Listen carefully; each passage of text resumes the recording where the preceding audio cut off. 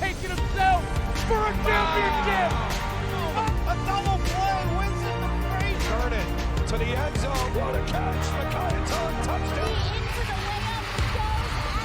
Volusia wins it. The championship.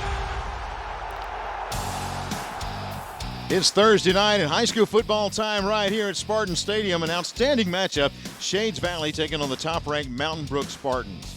Good evening, everyone. I'm Tommy Wood, along with Coach Croach, as we take a look at this ball game tonight. And, Coach, a really key ball game tonight in this region race. Well, as you say, it's a region game, and if you look at the history of these two, they were bitter rivals for a long, long time. Haven't played in a couple of years. It'll be a good one. Outstanding defensive back. When you look over on the Shades Valley side, this guy has offers from just about everybody. He sure does. Number 9, Marlon Sewell, is a 3-star recruit, recruited by Duke, Maryland, Troy, among others. He's a lockdown guy with great range. And a guy with a lot of experience on the other side playing quarterback for the Spartans. Well, he started his first game as an 8th grader. He's a 3-year starter. The reigning South Metro Player of the Year, had 129 yards rushing last week against Huffman. He's a good one. You look at this game, and you've got Mountain Brook, again, top-ranked in 6A. Shades Valley looking for their first win. What are some of our Metro goals keys to the game? Well, Shades Valley is a better football team than their record would lead you to believe. They've had a hard time putting 4 quarters together. They're going to have to obviously play 4 great quarters tonight. For Mountain Brook, great stats, but they're -2 in turnovers. Can't have that. They live or die by the run. They've got to run the football to be successful. Two old foes meeting tonight here at Spartan Stadium. Again, Mountain Brook taking on Shades Valley in our AHS AATV Game of the Week.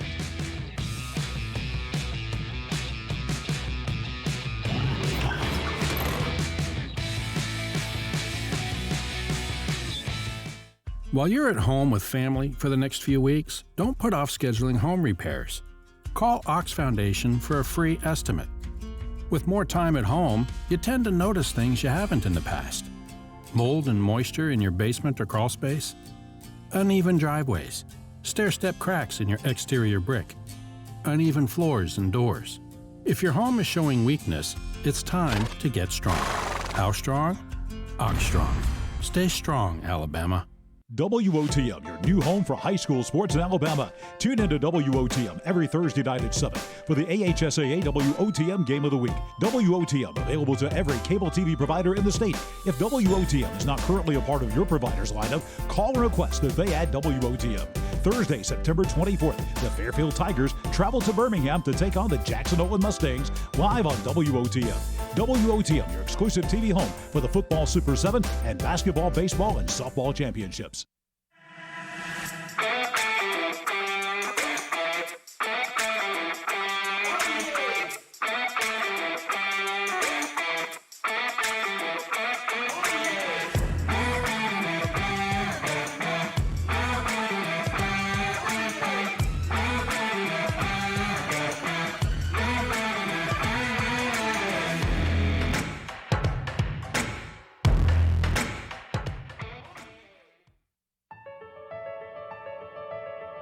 Without our contest officials, we would have no contest.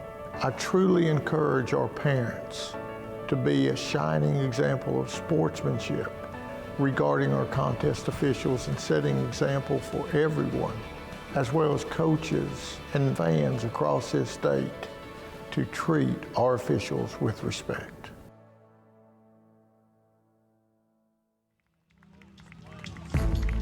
The Mountain Brook Spartans take the field here tonight. Again, a Region 6, Class 6A Region 5 showdown. Mountain Brook taking on Shades Valley. And, Coach, you look at this ball game tonight. Mountain Brook, they are on the top of the mountain right now, ranked number 1 in Class 6A, and for good reason. I mean, they played really good football so far. Yeah, they really have. As we get a look at the head coach at Shades Valley, Coach Jamie Mitchell. His first year at Shades Valley, Tommy. But, man, what a career he's had. He coached 25 years in Mississippi, won the state title there in 2012 at Starkville High, then went to Arkansas, won a state title there at North Little Rock in 2017, played for the state championship 4 straight years, and then left after last season to come to Shades Valley. So he's trying to do the same thing, and maybe the goal is to win 3 state championships in 3 different states. But on the other side, a guy that's been doing it quite a while, Coach. Well, I've known Chris Yeager since he was a 205-pound center at the University of North Alabama in the early 1980s. had a little more hair then and looked a little younger, but he's still pretty fit. A great football coach. I mean, all the superlatives apply to him. But more importantly than anything, he is a great man and a great leader of young men. 138 and 74, and has the #1 ranked team in the state this year. Two really, really good football coaches here tonight. You talk about Mountain Brook, and going into this year, they were not ranked #1. Of course, in the first week, Thompson upended Oxford, and that allowed Mountain Brook to jump and take over the #1 spot, and they've gotten off to a good season so far, and look to continue it here tonight. And on the other side, you got Shades Valley trying to get their first win, and what a huge win it would be to pull off an upset of #1. Well, there's no question about it. And as I said, they have played in spurts some very, very good football, very imaginative on offense, but have not been able to put it all together yet this year, but that's why you play. Reed Harradine, 6'2", 175, just a sophomore, an excellent kicker. And Coach Yeager says this guy could be very special by the time he leaves Mountain Brook. He'll kick it off, and you saw back deep, Marlon Sewell, highly ranked, a 3-star defensive back, has all the intangibles, and he'll be back to try to return this kick, and he'll get the first opportunity here. Brings it out to the 20, and going to be hit and drop there inside the 20-yard line. And Shades Valley will come out offensively as they will bring it out to Earl Woods, a very exciting quarterback. He's 6'3", 190, a junior.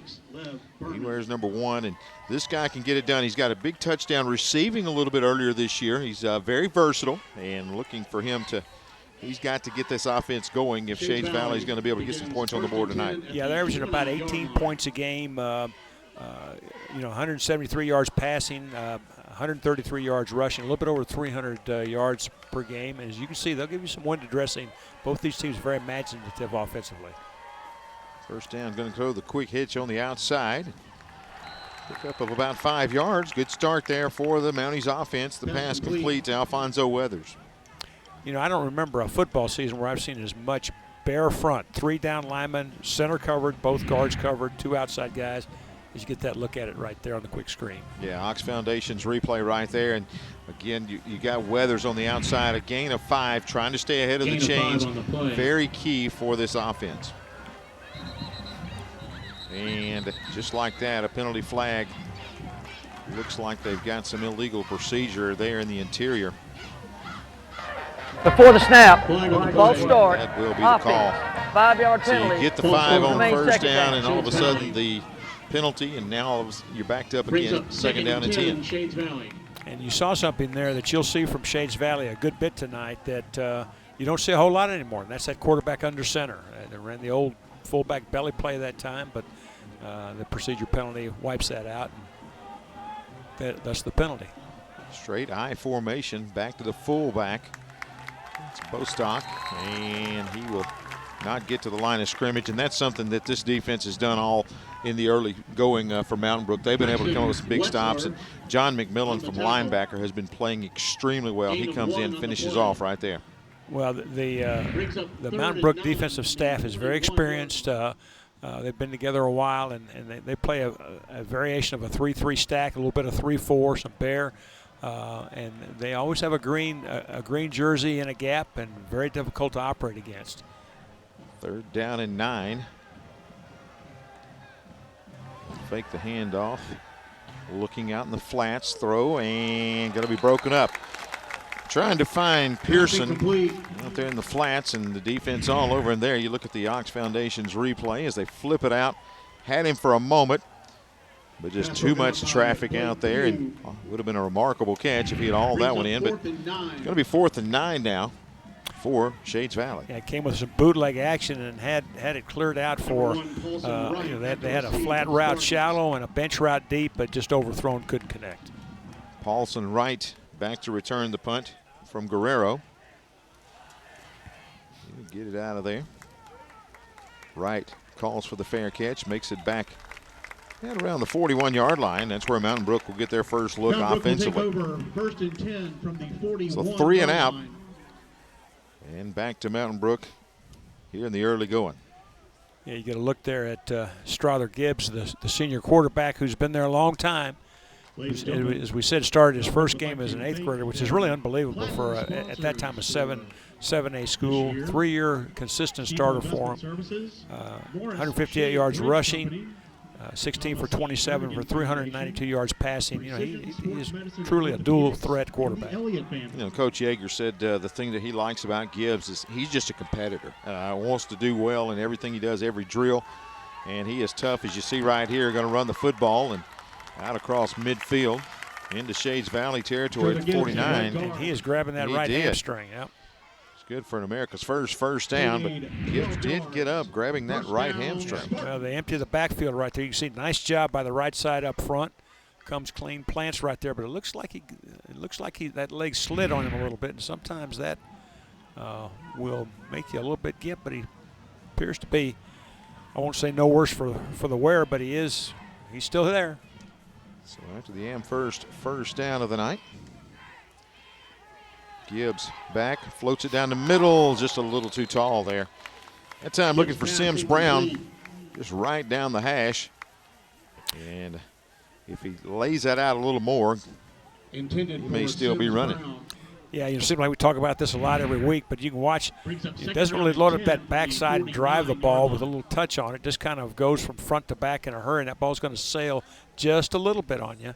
And as you said, overled his receiver just a tad. So 2nd down and 10 for Mountain Brook. Go that bunch set at the top of the screen. And a whistle will stop play, and flag on the play. It is a flag, and they are going to get illegal procedure against Mountain Brook, so that'll move it back.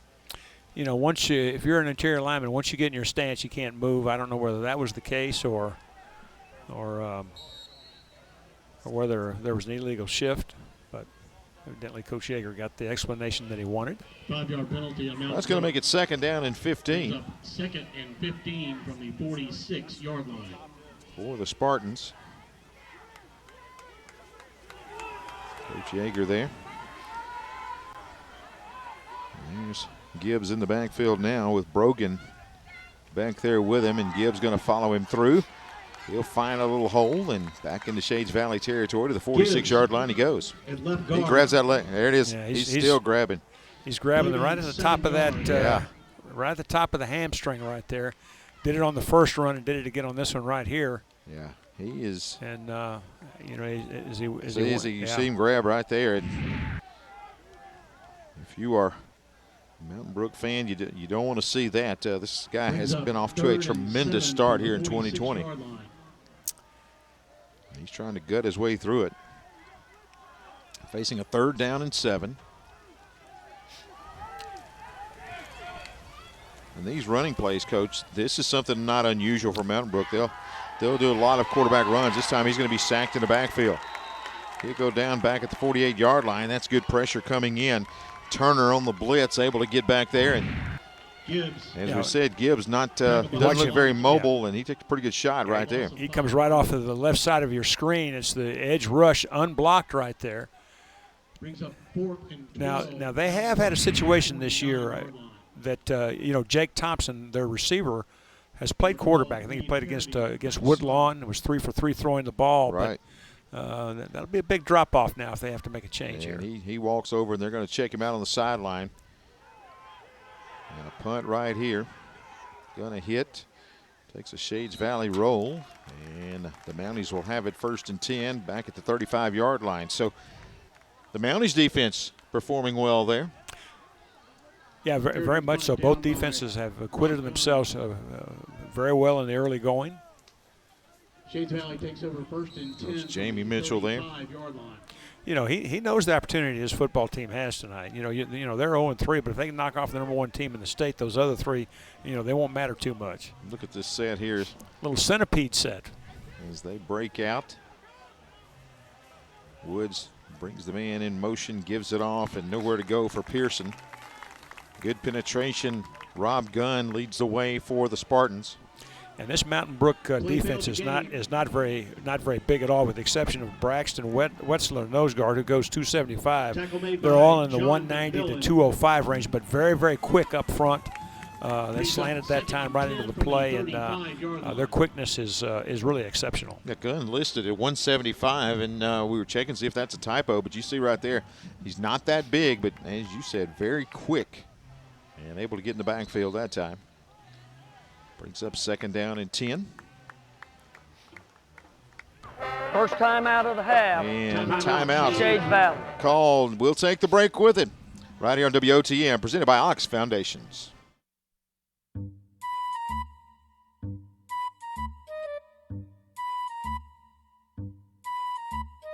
Things a little bumpy in your driveway? Ox Foundation Solutions has the expertise and the know-how to repair cracks, wet basements and crawl spaces, and uneven floors in your home. Ox Foundation Solutions will come up with the right fix for you. It's time to get strong. How strong? Ox Strong. Get a free estimate from Ox Foundations.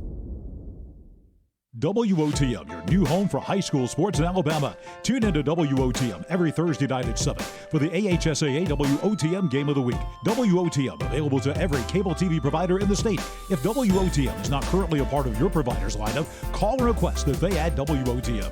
Thursday, September 24th, the Fairfield Tigers travel to Birmingham to take on the Jackson Owen Mustangs live on WOTM. WOTM, your exclusive TV home for the football Super 7 and basketball, baseball, and softball championships. Covering the state of Alabama with all this great sports coverage, we appreciate the folks at Troy Cable. Welcome them aboard, the WOTM family. Again, Troy Cable, your hometown communications. We appreciate them picking up WOTM and a flag on the play. Another illegal procedure, the call. 5-yard penalty. That has been pretty much the order of the first period, Coach.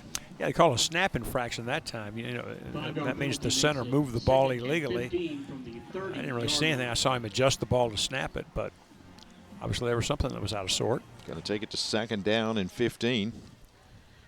There's Carr Staggs, the center. He's not too happy right now. As is normal. The only time you notice these guys is when they do something wrong. Such is the life of a lineman. That's the O-line world, isn't it? 2nd down and 15 now for this Mountie offense. Straight I formation here.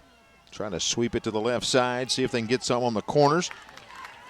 And Pearson going to find his way out to about the 32, maybe the 33-yard line. So gain of 3, it's going to bring up 3rd and long.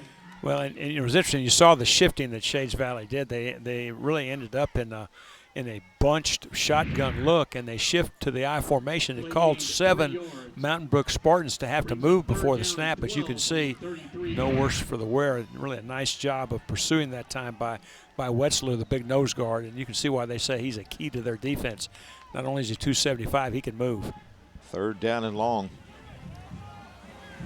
He's trying to get something going. They'll sweep to the right side, try to bust a big run, and getting out to about the 38-yard line on that carry. That's Pearson again. Pearson's got an offer from UT Martin, only a junior. And this guy, they say, a lot of talent. And a name that you may want to remember there. Again, Jordan Pearson for the Mounties. He'll be stopped there. Brings up 4th and 7. And now Shades Valley got to punt it away again. Nice job that time by Trent Wright, the middle linebacker, who filled that hole to the outside and brought up this 4th down. Guerrero gets it out of there. Going to be fair caught.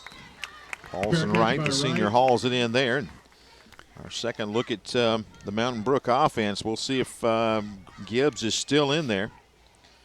As we will see, he is in the huddle, so it looks like he's going to give it a go. You know, you look at it, the first drive, Coach, and it seemed like every play. Well, just watch the top of his right thigh. Sorry, Tom. And he grabs as soon as he hits the ground. You'll watch right here. He grabbed it actually before he went down. Yep. And then holds on there.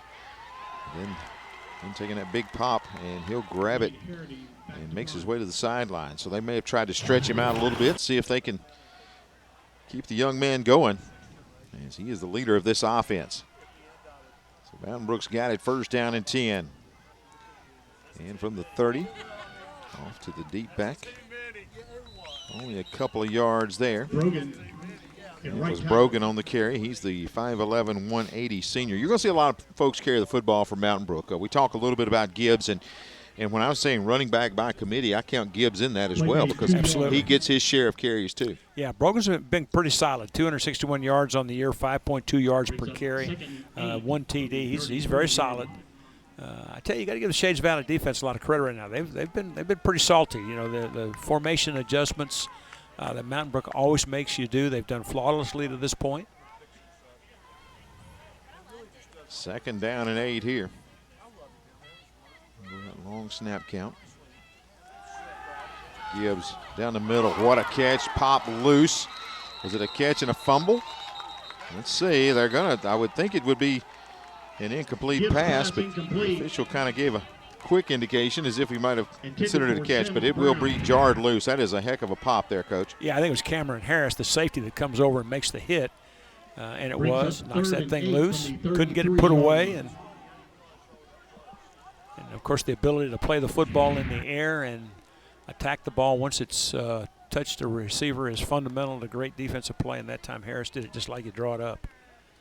So now 3rd down and 8. Time Sims Brown separated from the football.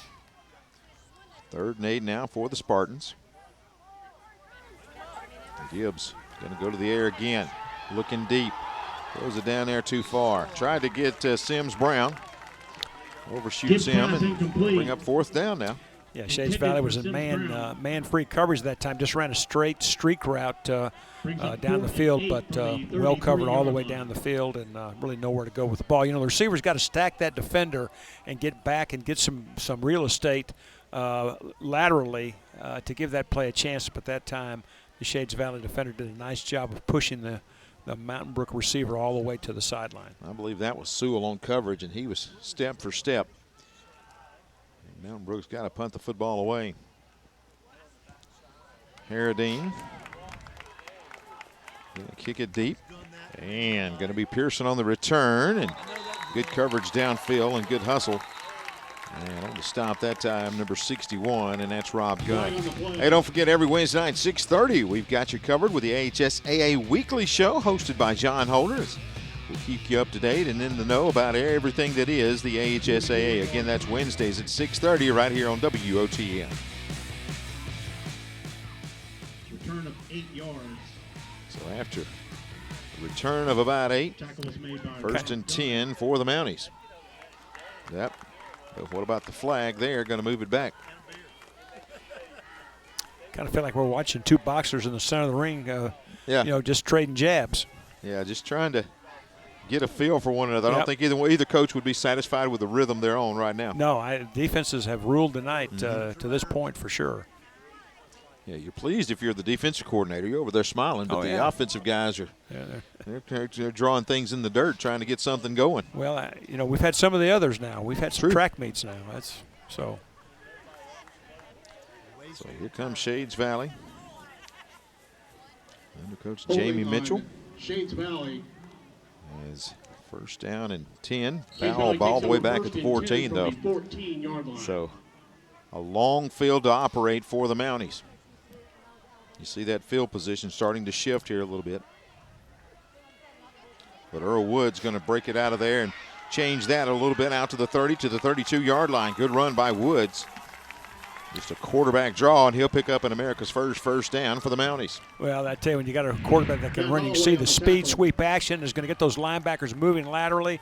Nice job up front. And, of course, that young man, Earl Woods, he can make you pay.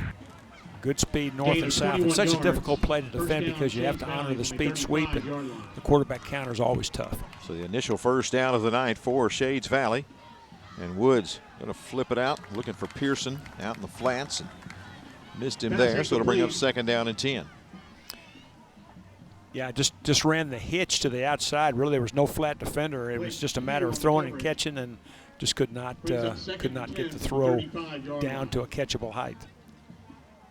You see Coach Mitchell there. He's got the index cards and also got his play card in front of that, so there's plenty of options here on 2nd down and 10.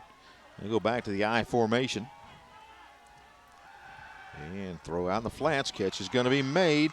And close to the first down, diving, and looks like he'll be stopped just shy. That is a good effort out there by Weathers. And looks like he'll set up a 3rd and 1. That's a well-thrown pass, Coach. Yeah, nice little play action right there. Nice sure tackle in the open field. I thought for a minute that Weathers was going to break it and get the first down, but hanging on for dear life is Ryan Hogue. Makes a good open field tackle, and I think they're going to be a little bit short. They may.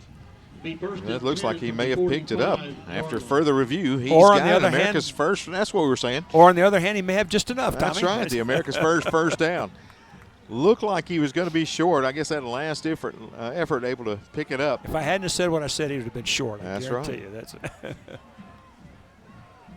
More motion by Shades Valley. It's 1st down and 10 out at the 45-yard line. Started this drive at their own 14. Woods finding a little something on the right side. Gain about 3. Sets up 2nd down and 7. Yeah, a little imaginative offensive concept right there. They fake the toss sweep to the field and run the counter. Pull the left guard and left tackle with the quarterback running the ball to the counter to the backside. Very difficult to defend, and picks up what you want on 1st down, 4 yards. Clock at 3.5 here in the first, and as we said, this Shades Valley drive started back at the 14-yard line, and they've been able to churn out some positive yardage here. Now have it 2nd down, and we'll say about 6.5. There's your formation again, Coach. There's the centipede. They will break out of there, and Woods comes up under center. Fakes the sweep, steps back, in trouble. Eludes the first man, and he'll go to the sideline. They've gotten back to the original line of scrimmage. Good effort out there, and that's a great play defensively. Matthew Holloway. You see him stay at home there after the fake sweep. Just reading, and down the line he goes, and then able to haul in Woods. Yeah, I'm really a little bit mystified. Nobody blocked Win Horn, the rover. He just really looked like he was a little bit surprised that nobody blocked him. He's going to disrupt the rhythm of the play and get it out there where Holloway can finish it up. 3rd and 10. Woods in trouble, and he's going to throw it, and looks like try to get rid of it. It's out of bounds. And trying to see if there's a flag. Otherwise, he just got rid of it and able to save that yardage and have to punt the football away, but good pressure that time by Mountain Brook. And again, Mountain Brook has a rusher free and unblocked on the edge. You can see right there the pressure that's put on there by John McKimmon. He's going to outrun the left tackle, get upfield, force Woods out of the pocket, and brings up this 4th down. So Guerrero going to have to punt the football away, as he will boot it, and Paulson Wright is back deep for the home team. That's kind of the way the season has gone for Shades Valley, able to get a few good plays, and then it just kind of stalls out.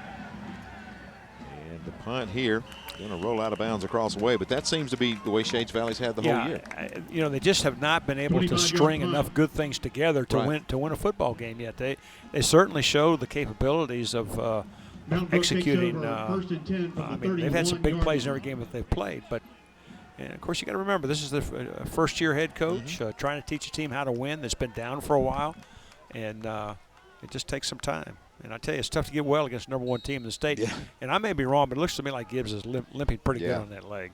Yeah, I don't think we'll see any more running tonight from him. As he'll fake it, step back, little wheel route, and too tall. He was looking out there for Brogan, who he'd originally faked it to. And you see right there, he is really having a tough time. Well, and of course, you mentioned you're not going to see him running anymore. If that's true, that's about 7 yards of carry taken off of this, and you can see right here, he can barely move. And here's the thing on this throw. You can't follow through. Right. Because it's going to pull that right there, and it's extremely, extremely difficult to be accurate when you're not able to follow through with your throw. And he's in a good bit of discomfort right now. Yeah, he is. He is laboring through this first period. We'll go back to Brogan on the left side. Shades Valley all over that one. Going to set up 3rd down and 10. And I tell you, Shades Valley is slanting in the front of just about every play, and Mountain Brook is having a hard time handling that mounting front. 3rd and 10 from the 31-yard line. Now 3rd down and 10. This Mountain Brook offense having some trouble getting things going. I think a lot of that has to do with the health of that guy back there, number 12. Well, he has been the key to their offense now for 3 years. And again, as I said, 7.5 yards a carry is what he does on the ground. 392 yards passing for the year. I mean, he has been obviously the main cog in the wheel. Flip it on the outside and try to get Thompson in the open field. He's able to scamper forward to the 40-yard line. He'll pick up 9. Let's see. Did he get the 10? It's going to be close over here, and a good hit by Sewell to knock him out of bounds. So it will be the first down, just getting Thompson on the edge. Yeah, nice job on the edge of getting that thing sealed enough. You can see those green jerseys get into those white shirts and tie them up enough to pick up that first down. And that's got to be a shot in the arm for the Mountain Brook offense. Another America's first down with 1:39 left here in the first period. Back to the run. Brogan, right side. He'll get a few tough yards out across the 45 to the 46-yard line. We'll call it 4. Second down and 6 now. Yeah, ran the power play to the right, pulled the left guard through. Brogan took a pretty good hit at about the 2-yard mark, but broke that tackle and churned forward for a couple additional yards. Clock closing in on a minute left here in this first. Trying to get things set up here for the Spartans, so they'll bring a tight end. Picking up towels and a little bit of everything else here. Second down and 6, and I think they're going to have to call a timeout here. Well, I tell you what happened, Tommy. When he reached down, is that considered a? No, that was not a towel down there. What Michael Brogan lost was his play sheet. And gotcha. They signal everything in, and you have it on your wristband to look at. Well, his wristband was on the 30-yard line, the 32-yard line, and the 34-yard line. So, bless his heart, he's trying to pick up his plays. Yeah. If you don't have your play sheet and they're calling out numbers, that's probably not a good thing. All right, he's going to try to run here. He'll bring it across midfield and scoot out of bounds. And he is working to get everything he can right now. He hobbled for about 8 yards right there. Everything pretty well covered. You can see he senses that pocket moving around him and finds the soft area, but just can't. You got to give him credit now. He's trying to work through it. Hamstrings are, boy, they're not easy to work through now. And that's good for another America's first down. There you see his literature on his left wrist. Well, Brogan's was. You know when you have an old book and the glue comes off of it and the pages go? Well, that's what happened to Brogan.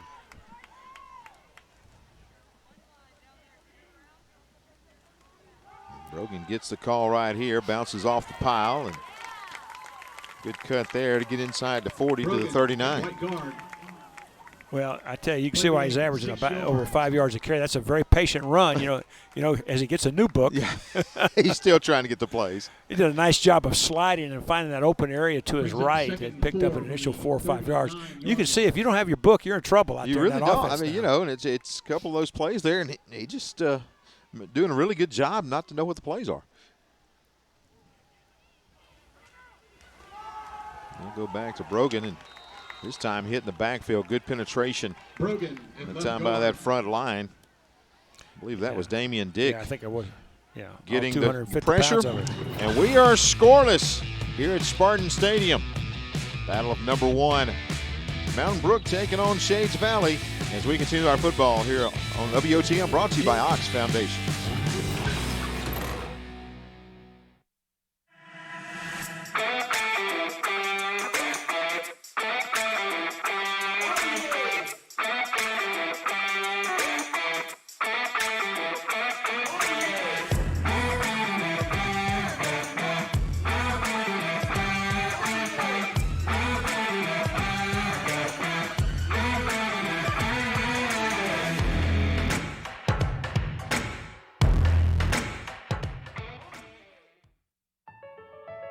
Students learn sportsmanship from us, our coaches, the administration of the school, the parents.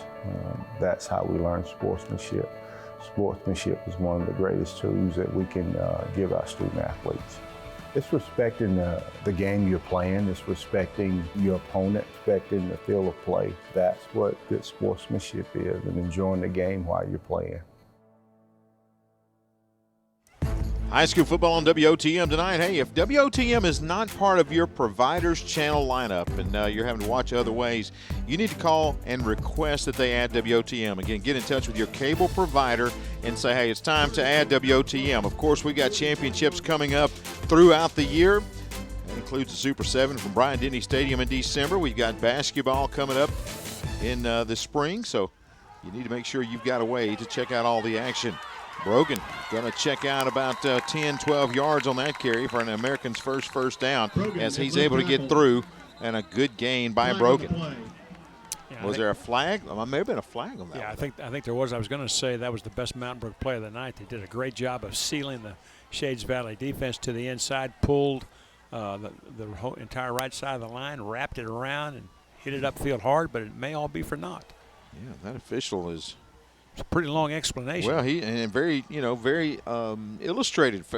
I think we may be talking about a chop block now. We've got to discuss it over here. So let's make sure that everybody's on the same page. Officials do a great job getting all the information together. Now they'll look over and tell us what they have. Coach Yeager is not really thrilled with that. And the official call from Todd Roth is illegal procedure and a personal foul against Mountain Brook. Yeah, so that's going to be 20 yards. That's going to be 5 yards and then 15 more on top of that. And you can see that the old North Alabama center has come out. Yes, he is wanting an explanation over here on the near side. Yes, he is burning some ears up, Coach. Let me tell you, when you're a collegiate center, 205 pounds, I mean, you don't always say please. And I'll guarantee you he wants an answer. So that's going to take it to 3rd and 26 now for the Spartans. 3rd and extremely long for that guy right there, Strother Gibbs. Well, wouldn't be surprised to see him just throw it up, maybe try to get a big one or try to pick up an interference call and get a big play. Coach Yeager still pleading his case over here. Make sure he understands the call or illustrating something that's kind of reminds me of some staff meetings we had years ago, Tommy. I was going to ask, did you ever see that side of it? Oh, yeah. I'm sure you did. Yeah. And got a flag to stop this one as well. And Coach Yeager, a delay of game this time. Takes to 3rd and 31. You talk about Coach Yeager and being on staff with him, and he's put together a very impressive staff at Mountain Brook. We're going to talk about some of those guys tonight and some of the players and that have really accomplished some pretty cool things from Mountain Brook. Gibbs going to keep it left side and able to fight through there across the 40. The 41, 42-yard line, but you got the defensive back coach, Mike Thorson. He is a former Marine. He did 2 tours of duty in Vietnam, and he was on Bob Finley's defensive coordinating staff, entering his first season at Hoover with Finley, and then, of course, Finley passed away. Right. And so Thorson became the interim head coach, so he was the first head coach in Hoover history. And I'll tell you this, Mike Thorson is the youngest 71-year-old you'll ever meet in your life. The guy is a fountain of youth. Wow. Big punt right here. And pretty much takes a Shades Valley bounce, and it'll roll out at about the 28-yard line. Hey, again, we want to welcome all the folks that are able to watch high school football on WOTM. That includes our folks on Spectrum, checking us out on SD Channel 80, also HD Channel 701. We are proud to be a part of Spectrum here at WOTM. Appreciate you guys picking us up and welcome into the family. Got another flag. And Todd Roth may be the most active person tonight on the field, Coach. Which is not what you want to see. Not being critical of the officials at all. They're just doing their job. And, boy, a lot of procedure penalties. Yes. And Coach Yeager not understanding that one, wanting to find out exactly what is plaguing the Spartans here. So we'll try to figure that one out. 10:30 left in the first half. That's a good look at Woods there. 6'3", 190, only a junior. 1st and 10, Shades Valley. Very good athlete. He'll take it 1st and 10 here. And keep it on the right side. Cuts it back up. That's about the 38-yard line, maybe 39. Yeah, just the belly, excuse me. Yeah, just staying ahead of the chains. Yeah, just run the belly option, put it in the fullback's belly. He becomes a blocker. You try to seal the defense and get the quarterback one-on-one with the safety. And as you can see, that's exactly what happens right there.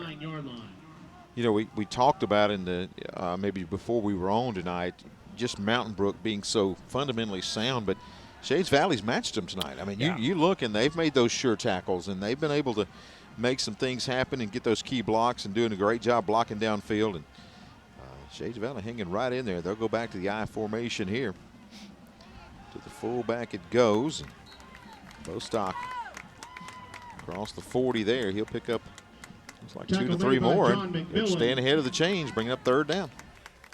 Well, the thinking there, you just ran the belly option. You come back with the same action. You think maybe the linebackers will be a little bit softer, play a little more lateral because of the threat of the option game. And Bostock is able to stick it up in there and pick up a decent gain, make a very makeable 3rd down and 1.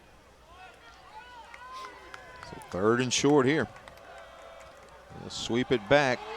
Gonna have to get up. No, not gonna get there. They tried Pearson on the left side, and Rob Gunn once again so quick, able to get in the backfield and bring him down, and now punting the ball away will be Shades Valley. I was a little surprised that they went outside on this play right here. The Mountain Brook defense is so well schooled, and you can see the pursuit angles are all inside out, just like you want defensively. You want to come inside out and attack and have an edge player that turns everything back in, and that's exactly what Mountain Brook was able to achieve on that play right there. And you can see that defense can run now. Gunn crashes it down. And so we're going to take a timeout before this 4th down play. It's high school football brought to you by Ox Foundations.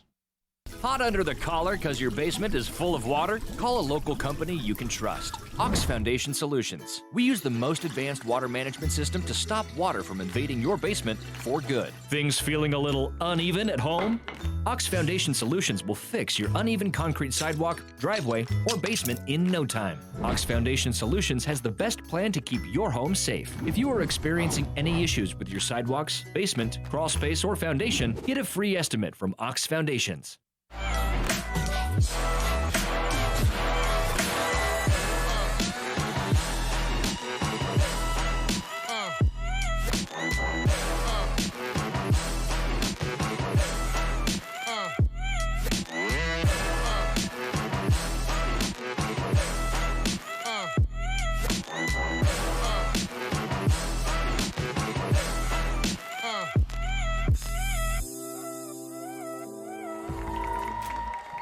Good look there at Coach Jamie Mitchell.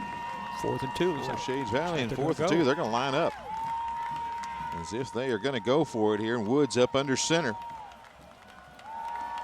Out at the 41-yard line. Do you roll it? Yeah, going to go with it. Hand it off and diving forward. That's a tough run by Pearson. He's able to get it. That's just crashing on the left side, and good tough running. And they picked the right side, the correct side to run to. The side to your left, there were a lot of green shirts, a little bit softer there over their left side of their offensive line. A nice job of getting movement and good tough running by that young man right there. Pearson to pick up a big 1st down. Go for it on 4th and 2 and pick up the America's first down. And Coach Jamie Mitchell says, hey, we're here to play ball tonight. They go back to the centipede formation, Coach. Like that name, huh? I do. I really do. I do have the patent on that, but no, I'm just. Hey, if you've got it, man, use it. Woods rolling out, got some pressure, steps away from the first man. Now just going to scamper out of bounds, gets close to midfield. Good positive play there. Don't try to force it. I tell you what, one of the things in modern football you want to have in a quarterback is escapability. And Woods showed a bunch of it right there. I mean, by all rights, he should have been down for a 5-yard loss. Instead, it's a 6-yard gain. And that can be disheartening now. You have to play very well defended, and it's 2nd and 4. That'll get in your mind defensively just a little bit. Shades Valley still looking for their first win here in 2020. Mountain Brook, the #1 team in Class 6A. Try the left side, trying to get to the corner. Got a flag back behind him. Pearson's able to able to get by and get his first down, but let's see what the yellow hanky has to say about that. I'm almost positive it's going to be a hold or a chop block or area, something like that. Very imaginative play. Pulled the left guard and left tackle for window dressing as we see the hold, and ran the speed sweep the other way. That pulling action is going to take those linebackers with it, and doesn't give you much pursuit. When you pursue as well as Mountain Brook does, those misdirection plays like that are very, very difficult, but all for naught. So holding is the call. That was going to come back from the spot of the foul. I think it's 2nd down and 13. Penalty brings up 2nd and 13 from the 41-yard line. Woods goes to the air, slant, almost picked off.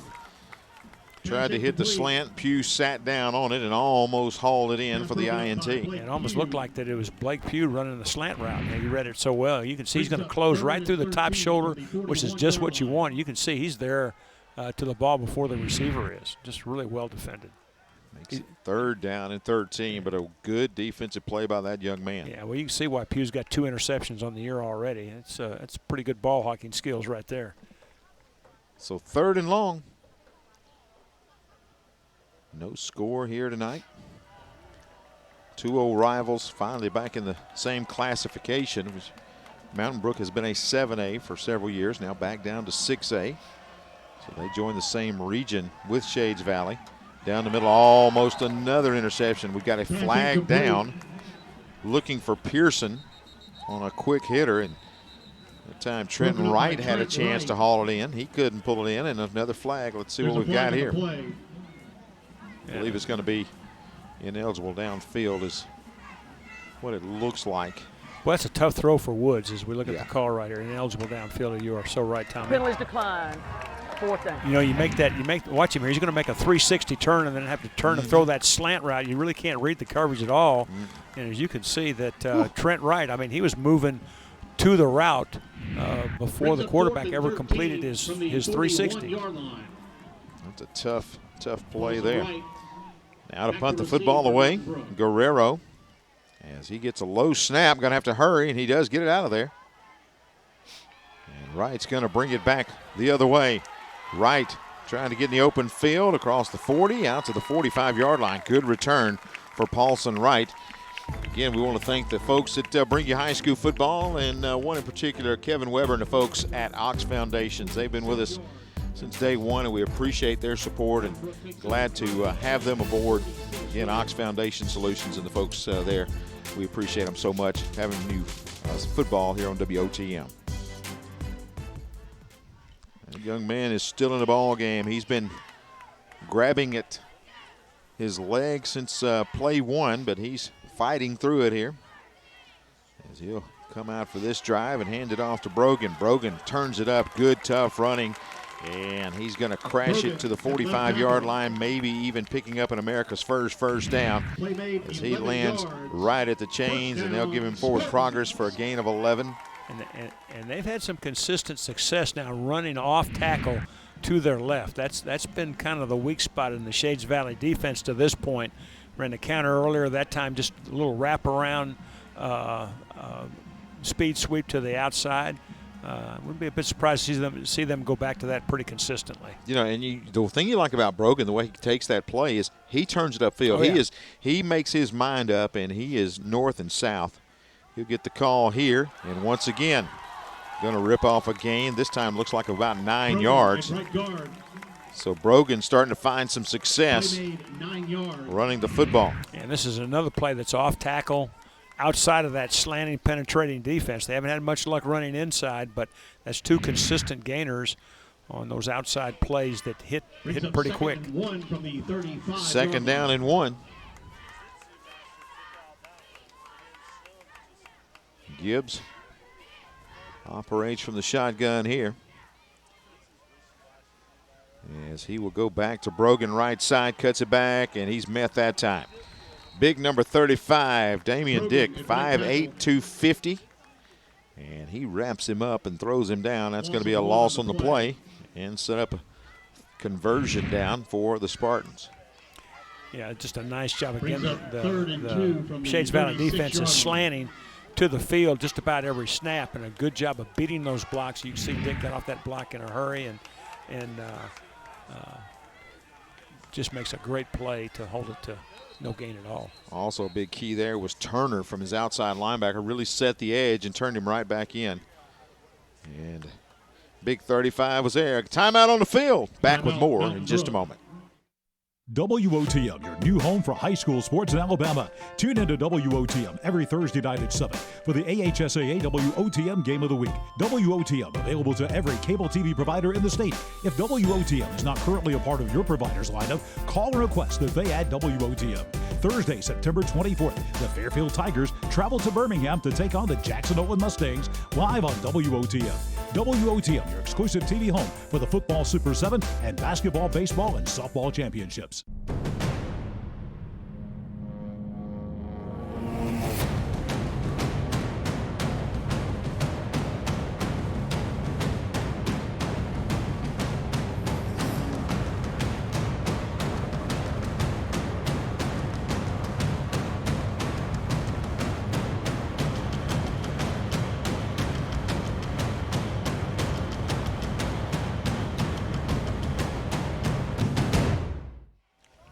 Third down and a couple to go. And movement in the backfield. That's going to be another illegal procedure penalty against Mountain Brook. Well, that's got to be 5 or 6. You get the call right there. Hey, you see these two guys on the screen? Let me tell you something. If you want to know something about high school football and high school sports, you need to tune in for Overtime with Gerhard Methangani and John Holder, Monday through Wednesday evenings, 9 p.m. till 10 p.m. Y'all need to check that show out right here on WOTM, and you'll find out a whole lot about what's going on in the world of sports. But check it out, as you will enjoy Overtime with those two guys. 3rd and 7. That's going to be. So you want to be a high school football coach? Yeah, huh? I tell you. Gibbs looking in the flats, finally flips it out there. Good coverage. It's knocked out of bounds. That time Turner had sunk back as a linebacker and gotten into the passing lane, able to get his hand on that one. Yeah, I wanted to throw the hitch initially, and there really was nowhere to go with it. Tried to double clutch it and fit it into the outside. Really fortunate that one wasn't picked and go the other way. So Mountain Brook, the drive stalls here. You know, I know it's nothing to nothing, but this has been a well-played football game, and really, I don't think it's so much offense ineptness as it is defensive. Really, two pretty good defenses that have gone to school and have the other offensives down pretty cold. Yeah, I mean, this is it's been a good ball game here in the first half. Yeah. And another quick break. We will take it and be back with more right after this. WOTM, your new home for high school sports in Alabama. Tune into WOTM every Thursday night at 7 for the AHSAA WOTM Game of the Week. WOTM available to every cable TV provider in the state. If WOTM is not currently a part of your provider's lineup, call and request that they add WOTM. Thursday, September 24th, the Fairfield Tigers travel to Birmingham to take on the Jackson Owen Mustangs live on WOTM. WOTM, your exclusive TV home for the football Super 7 and basketball, baseball, and softball championships. HMR of Alabama provides services for Alabama's state veterans' homes and is proud to serve the Colonel Robert Howard State Veterans Home in Pell City. With competitive pay and benefits, your career serving those who served our country can begin today. If you like to help people and enjoy new challenges, contact HMR of Alabama by logging on to hmrveteranservices.com and choose the Careers tab to find out how you can join the HMR team. 4th down and 7 for the Spartans. And they will line up to go for it here and actually shift back in punt formation. And trying to pin them deep here and fielding it inside the 5. My goodness. Marlon Sewell really helps out the coverage team for Mountain Brook, fielding the punt inside his 5-yard line. Yeah, and of course, in modern football, lots of times you don't. The old heels at the 10, and if you have to back up, don't catch it, doesn't apply, but you sure don't catch a ball on your 2-yard line. That's for sure.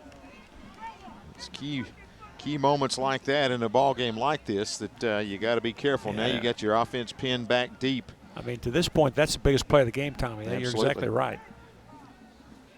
big difference in 1st and 10 at the 3 and starting at the 20-yard line. So we'll see if Mountain Brook comes after him. They'll run the sweep to the right side. A little bit of running room, stop and go move out across the 10 and fighting out to the 11-yard line. That's a good run by Pearson. He got every inch he could right there. Yeah, Mountain Brook brought pressure from their right side, which left him shorthanded to to Shades Valley's right side, and that's exactly where the ball went on the speed sweep. And nice play calling and a nice run there to pick up some big yardage, but yet another flag. Seems like we've seen our share of those here in this first half, and holding the call against half the Shades distance Valley. to go from the spot of the foul. Replay first So down. that's going to move it back inside the 2. Man, how many flags do they get in a game, Tom? It seems like they'd be running out of them here pretty soon. They're recycling, aren't they? Oh, no. There's Jamie Mitchell trying to get something going around the outside. And now you see that offense backed up. Whoa, run the hitch outside. It's going to be incomplete. Good play on the outside that time. Yeah, really a nice heads-up play by number 33. Right, yeah, good play. And he's the middle linebacker. He read that and came in, Coach, and just got those hands up. That's the same guy that almost had himself an interception. Very, very alert. Of course, that's why he's their leading tackler. He's got 22 tackles on the year. And just a heads-up play. Big play right here on 2nd down and 11.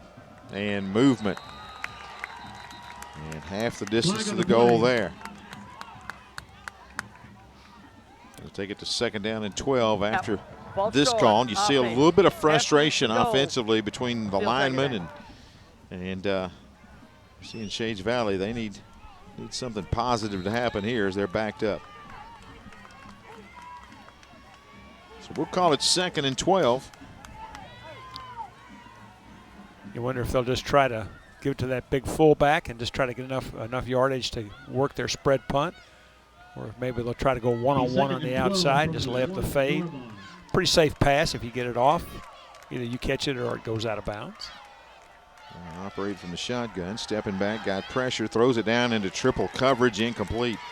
Tried to find Pearson there. But you look at this Mountain Brook defense, Coach, and one thing you respect is everyone, you see the hand signals, and when they throw the football, there are 3 men right there. Now, that could have easily been a call there, but may have been uncatchable, but it's going to bring up 3rd down now. Yeah, I'm not sure the slant over the middle is what I'm going to throw from my own 1-yard line, but just one man's opinion. And I think that Coach thought that that was an interference call that he'd like to have had called with Coach Mitchell. So here's 3rd down and 12. We'll go back to the handoff out to about the 4, and that's going to be it. So now Shades Valley will be forced to punt from their own end zone. Yeah, and they're only going to have about 12 yards to punt out of, which means they're going to get a quick punt out of there. One step and get it out. You wonder if Mountain Brook is going to pressure this thing. Let's see if they load up their front and try to come get it. From the 3-yard line. Guerrero back in punt formation. You got Wright to return it. And that clock's going to keep rolling here with close to 3.5 minutes left. He'll get the snap and does get it out of there. Wright, fair catch called for, and he'll make it. 36-yard line is where Mountain Brook will start this drive, 1st and 10, with 3:28 left in the first half. Well, this is the best field position that Mountain Brook has had by far to start a drive, maybe as deep as penetration as they've had tonight. I think this will be one of those drives we talk about at the end of the game that was a very key drive. Yes. Because you got the stop, and now you've got great field position and 3.5 in which to operate. Well, and again, as you look at that young man right there, you know he's moving pretty gingerly still. And on 1st down, he'll take it, throws it deep, and actually they'll get a hold of him, bring him down. Thought he'd gotten rid of it there, but he did not. He's going to be sacked in the backfield. So that Shades Valley defense able to make something happen. He comes off the play action right here. Not much one. And you can see that inside linebacker to that side, Stephen Scott is, the down lineman over there is turned flat loose, and no chance for Gibbs to escape that. And the result is a minus yardage play. Didn't have anything downfield anyway. It looked like everybody was covered up pretty well. Takes it to 2nd down and 16. Bring right in motion. They'll give it on the near side. Brogan trying to bounce it outside, breaks a couple of tackles. Brogan inside to 30, breaks a couple of more tackles, and he'll hammer his way down to the 22-yard line for an America's first down. And again, running off tackle to that left side again, which has been productive. You can see the fake the speed sweep, nice kick out block right now. Watch him slip a tackle here. Comes back again, nice little inside cut right there. And like all good backs, those feet keep moving, and he's got strong power through those hips and upper thighs. Really a nice run. We'll set up 1st down and 10 at the 22. 2 split outs go to the right side. Gibbs brings it in motion. They'll feed Brogan again. Brogan inside the 20, 15, 10. He'll hammer his way down to the 6-yard line into the Metro Goals red zone, and another America's first down. Yeah, where there's 2 a tight end to the open side, they're doing a nice job. Watch the down block. You see 58, the left side of your screen, wrap around and seal the linebacker right there. And Brogan does a nice job, as Tommy said earlier, of planting that upfield foot and getting north and south. And Mountain Brook is in business. I think he sealed about 3 players out there. That is great blocking by Will Grant. So now it's 1st and goal. Why not go to Brogan again? He'll bounce it outside, tracked down and dropped. It's a good play out there by Lavender, able to bring him down. Yeah, and when Brogan looks at that film early next week, he's going to wish that he'd have stayed behind those big bodies a little bit and made an inside cut there rather than trying to outrun it to the outside. Just an ill-advised cut right there, but still a nice play and a nice defensive play by that young man right there, Nathan Lavender. Got a timeout on the field with 2nd and 7. Trying to still scoreless at Spartan Stadium. WOTM, your new home for high school sports in Alabama. Tune into WOTM every Thursday night at 7 for the AHSAA WOTM Game of the Week. WOTM available to every cable TV provider in the state. If WOTM is not currently a part of your provider's lineup, call and request that they add WOTM. Thursday, September 24th, the Fairfield Tigers travel to Birmingham to take on the Jackson Owen Mustangs live on WOTM.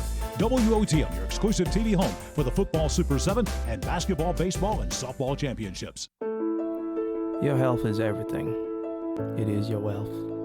Your family's wealth. Being and staying healthy is the only security you can give to yourself and loved ones, your family. With a multifaceted approach to health and wellness, our family will assist and guide you in that quest. Live responsibly. Join our family. Call and make your appointment today. 2nd down, goal to go. They'll try Gibbs right side, and he's going to be turned away. It's going to bring up 3rd down. That Shades Valley defense, once again, at number 6, Stephen Scott, able to crash in. Yeah, he's been very active tonight. They tried to run the quarterback off tackle power, just a little bit different variation of what they've been doing, and just nowhere to go with it at all. I guarantee you the Shades Valley defense has gone to school on that play and just nowhere to go with it. So under a minute left, 3rd down and goal to go. Should mention here Mountain Brook is out of timeouts too, so. Expect him to go to the air right here. As Gibbs steps back, looking, throws it down the middle, catch is made for the touchdown. That time just looked off the defender and found right in the end zone, and he drills it, and Mountain Brook's on the board, 6-0. Yeah, ran a 3-man combination scat route. The outside receiver goes in, the inside receiver goes out, and the middle guy just sits down between the two. The flat defender widens, and it's easy pickings. So 6-0 your score now. 33 seconds left on the clock here in the first half. An extra point is up, and it's right through there. So Mountain Brook Takes a 7-0 lead with 33 seconds left. And we talked, Coach, about that drive being very important. Mountain Brook kind of bogged down a couple of plays, but they get the play when they need to, and that's a great pass. Yeah, it really is, and a nice route, too. You can see just, I mean, they split the defender, put a lot of pressure on the flat defender. You can see him widen to the right of your screen, and nice read by Gibbs, and we have our initial score of the night. And, you know, we go back to that punt that was fielded on the 1 or 2 yard line by Shades Valley that really kind of set this thing up. And that hidden yardage in the kicking game, again, will come back and bite you in the tail. And if you go back and look at that touchdown throw, as you said, your back comes out of the backfield and kind of floods out to the outside. You're leaving one defender to cover 2 people. Yeah, I mean, really, it's a classic stretch. The inside receiver holds the linebacker. The back coming inside out stretches the flat defender. You set a guy in the middle, the flat defender can't be wrong. I mean, excuse me, can't be right. So 7-0 our score here. And back deep to return the kick is Lewis. Kicking out to the 10. Spins. Actually, that's going to be Sewell on the return. 9 instead of 8, and he'll bring it out to the 24-yard line. Shades Valley will get one more offensive possession here in the first half. Well, they've got 26 seconds left and one timeout. Might try to get a big one here right before the half. Shades Valley takes over first and 10 Jamie from Mitchell. the 24-yard line. Again, as we continue to roll here toward halftime.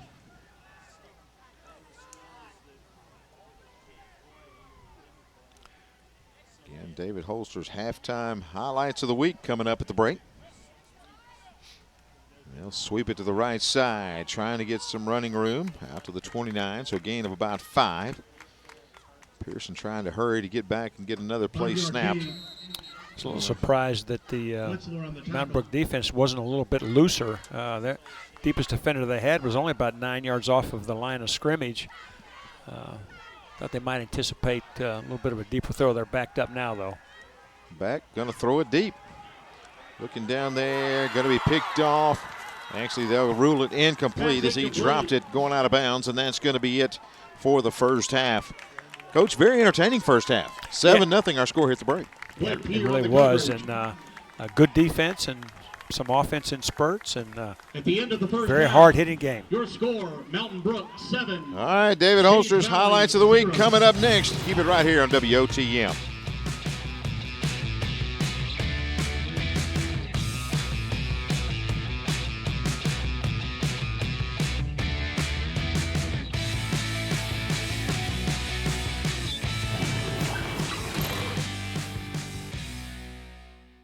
Don't crack under the pressure of foundation issues. The certified specialists at Ox Foundation Solutions can permanently fix foundation problems at the best price guaranteed. And did you know, moisture and unsafe air from your crawl space can infiltrate your home, causing health hazards and high utility bills. Ox Foundation Solutions has the best plan to keep your home safe. If you are experiencing any issues with your sidewalks, basement, crawl space, or foundation, get a free estimate from Ox Foundations. WOTM is the television provider for all Alabama High School Athletic Association championship events and special programs. WOTM is your home for the Super 7 football, state finals basketball, baseball and softball state championships, the AHSAA weekly show, and WOTM also produced the first ever football playoff show, Super 7 preview show, and reclassification reveal show. Your exclusive home for all things AHSAA is WOTM. Contact your local cable provider to request WOTM to your channel lineup.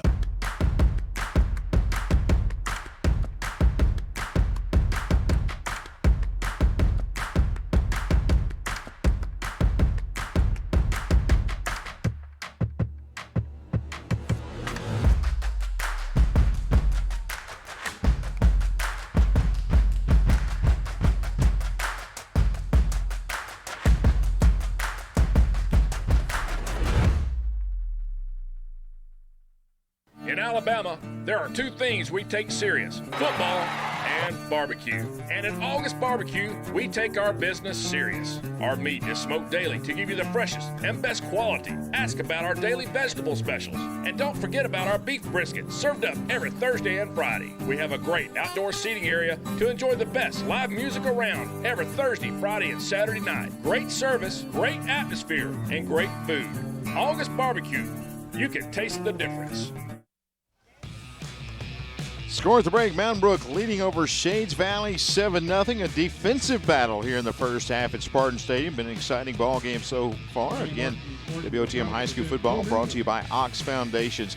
Hey, been plenty of great games and some great action taking place, especially last week. Let's check out David Holstrom's high school highlights of the week. We want to thank the NFHS Network and, of course, right here WOTM providing highlights each week. This is David Holzford's AHSAA Prep highlights for the week. We'll start with some riveting volleyball action down near the coast. Defending Class 6A state champ Spanish Fort taking on county rival Baldwin County. Look at this exchange between the Tigers and the Toros. First, it's Janie Ellis with 2 punishing spikes.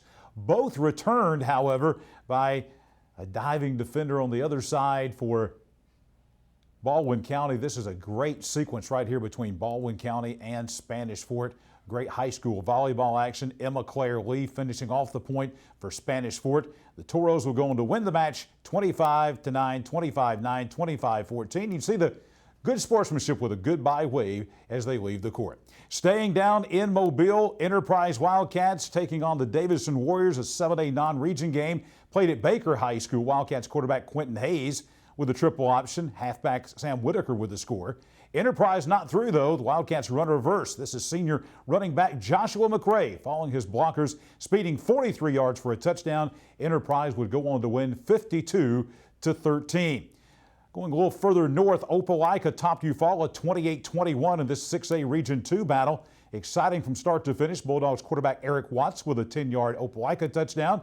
And then Eufaula quarterback, this is number 9, Rodarius Thomas scrambling, then a one-handed catch in the end zone for the touchdown. Watch it here on the replay. A great play right there late in the fourth quarter. Opelika defensive end Trayvon Moore finds a crack in Eufaula's punt protection, blocks a quick kick, and teammate Jakari Stevens scooped it up and returned it for the winning touchdown. Opelika winning over Eufaula 28-21. Pike Road moving from 3A to 5A this season, averaging 54.3 points per game, traveling to Andalusia. They didn't seem to miss a beat. Patriots quarterback Iverson Hooks keeps on the read option here and scoots 70 yards for a touchdown, getting a great block from Blake Durham. Junior running back Quinshawn Jennings also got into the action for the visitors with this run up the middle, setting up another Pike Road score to close out the highlights as the unbeaten Patriots win over Andalusia 39-18. Staying down south, Flomaton running back Demarion Finley takes this handoff 65 yards for a Hurricanes touchdown to jumpstart the 25-8 Class 3A Region 1 win for Flomaton over Cottage Hill Christian. Cottage Hill quarterback Robert Kyle Hipp finds wide receiver Avery Rogers for the 56-yard touchdown connection, but Flomaton's defense would shut the Warriors down the rest of the way for the 25-8 win. In the Thursday night AHSAA TV game of the week, right here on WOTM, Grissom got on the scoreboard first with the old double pass. Quarterback Jacob Foss to Reed Dexter, who pulls up and finds tight end John Stogner for the touchdown. This is Sparkman. They came to play. Quarterback Nicholas Sawyer drops back on this play, forced out of the pocket, darts untouched through the Tigers defense into the end zone, shown again following his blockers right there into the end zone for the 28-14 win. WOTM with a special treat for high school football fans in the second game of the week, shown here at the Crampton Bowl in Montgomery on Saturday. Central Phoenix City's Zion Morris returning the opening kickoff 79 yards for a touchdown. Red Devils never look back. Central quarterback Caleb Nix followed this with this pass to Jackson Meeks, and the receiver turns it into a touchdown. Meeks strikes again when Central's other outstanding quarterback Treon Miles chases an air snap that sails over his head, picks up the ball, sets his feet, and fires to Meeks, who jumps high with a Jeff Davis defender, comes down with the ball and speeds the final 10 yards for the score. You look at it once again right here on the WOTM replay. Central even its record of 2-2 with a 37-6 win in Class 7A Region 2 action.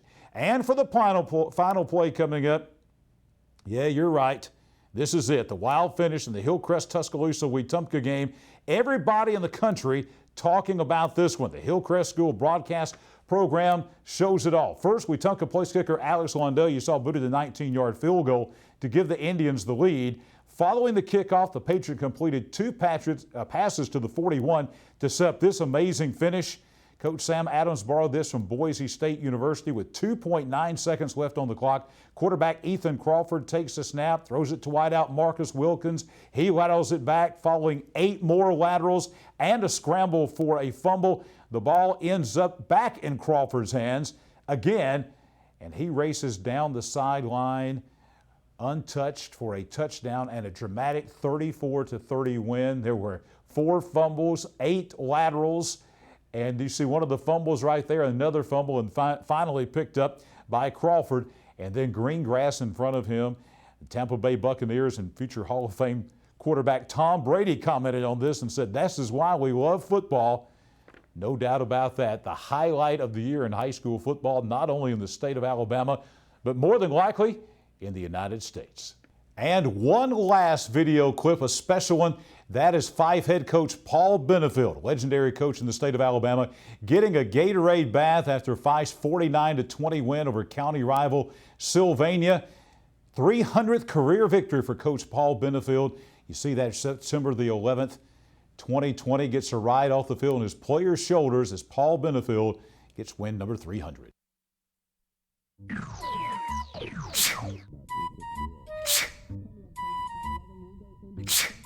Home making you sick? Moisture and unsafe air from your crawl space can infiltrate your home, causing health hazards and high utility bills. Ox Foundation Solutions can remedy any mold or mildew problem in your home. It's time to get strong. How strong? Ox Strong. Get a free estimate from Ox Foundations. WOTM is the television provider for all Alabama High School Athletic Association championship events and special programs. WOTM is your home for the Super 7 football, state finals basketball, baseball and softball state championships, the AHSAA weekly show, and WOTM also produced the first ever football playoff show, Super 7 preview show, and reclassification reveal show. Your exclusive home for all things AHSAA is WOTM. Contact your local cable provider to request WOTM to your channel lineup. The NFHS Learning Center is the leader in online education for the interscholastic community. At nfhslearn.com, you can find over 70 courses, including more than 30 free courses, such as concussion in sports, heat illness prevention, sudden cardiac arrest, and protecting students from abuse. To learn more, visit the NFHS Learning Center.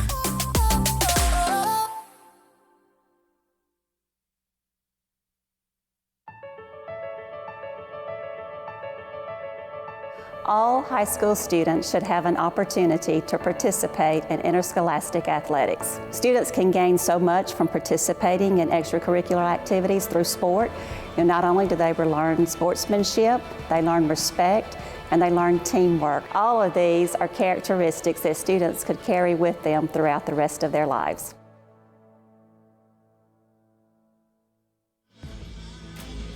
Seven 0 our score here at halftime. Mountain Brook leading over Shades Valley here at Spartan Stadium.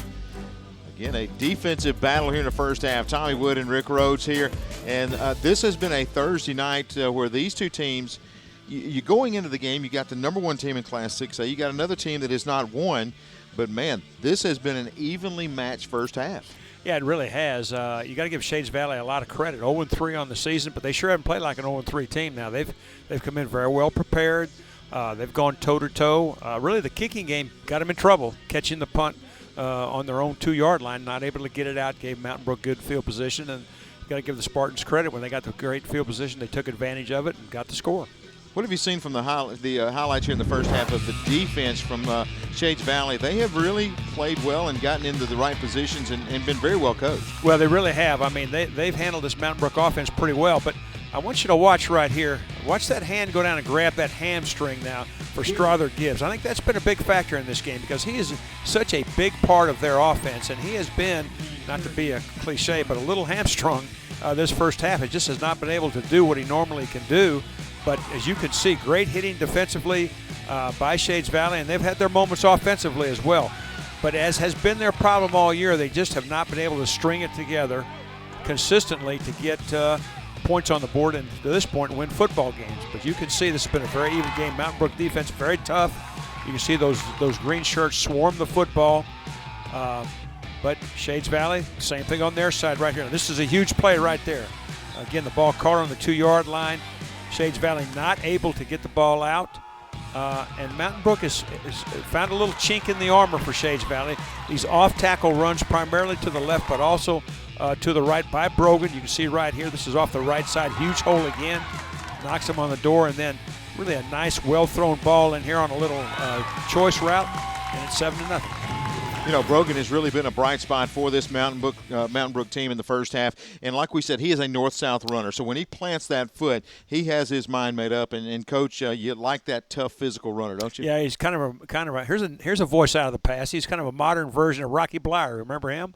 The old Pittsburgh Steelers running back. He runs very much like that, straight ahead, a little shiftiness to him, pretty good speed, and he's been a bright spot in the first half for sure. And speaking of the past, and you talk about runners, how about this from the past? Of course, we got Rick Rhodes here, coached at Mountain Brook, the best season in school history back in 1976, taking them to a perfect 14-0 record. Of course, Coach Rhodes here with me, and went on to the Division II National Championship at Troy, also the semifinals in 2006, and remarkable career. Also had some time with the XFL in Europe, and you led Mountain Brook, and you said when we showed the stadium earlier, a lot of great memories at that place. A lot of great memories, and the state championship, yes, we were 14-0.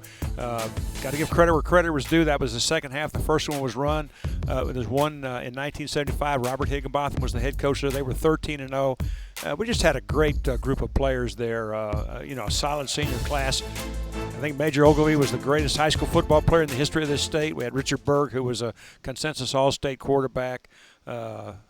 George Nakos, Keith Bushel. I could talk a long time about that team. Really just an exceptional bunch of guys, and thank you very much for recognizing those guys in this right here. It's really nice of everybody, and very, very much appreciated. A lot of great memories there at Mountain Brook, and Coach Yeager trying to create his own memories as the number one team in Class 6A. You see why. They're very well coached, and that's something that when you see a Chris Yeager team, you're seeing a team that is so fundamentally sound, and they've shown that here in the first half. Yeah, and there's a reason why he's the winningest coach all time in Mountain Brook history. He's been there a long time, and they're always consistently good. The thing that you can always tell about the really good teams he's had, they're very seldom out of place tonight. Now something that's hurt them a little bit tonight is they have uncharacteristically for them have had a lot of penalties, which doesn't have very much, and that's hurt their offense a little bit. But I still say the big story for them offensively, I think, from what we've seen of their offense in the past, is Gibbs is just not able to do what he normally does. I mean, he averages 7.5 yards a carry, and he's hobbled. He's got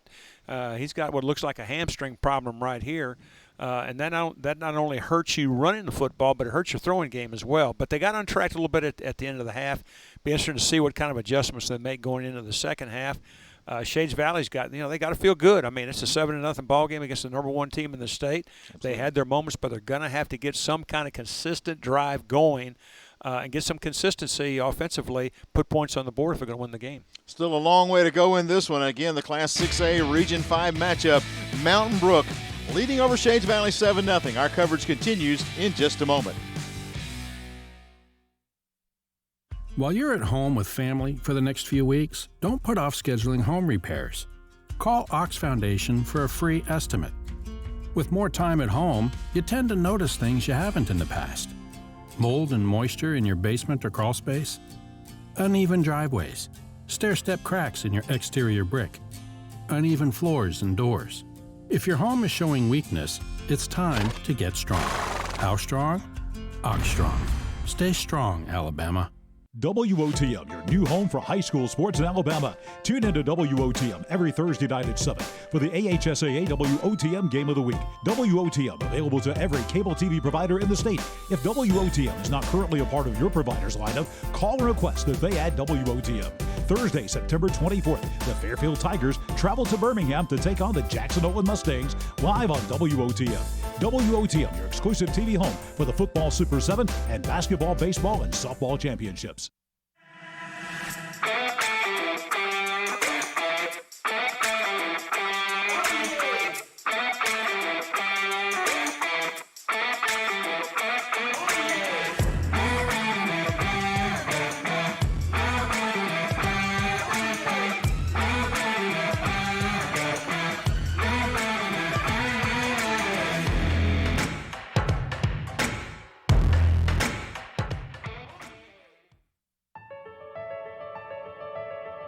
Without our contest officials, we would have no contest. I truly encourage our parents to be a shining example of sportsmanship regarding our contest officials and setting example for everyone, as well as coaches and fans across this state, to treat our officials with respect.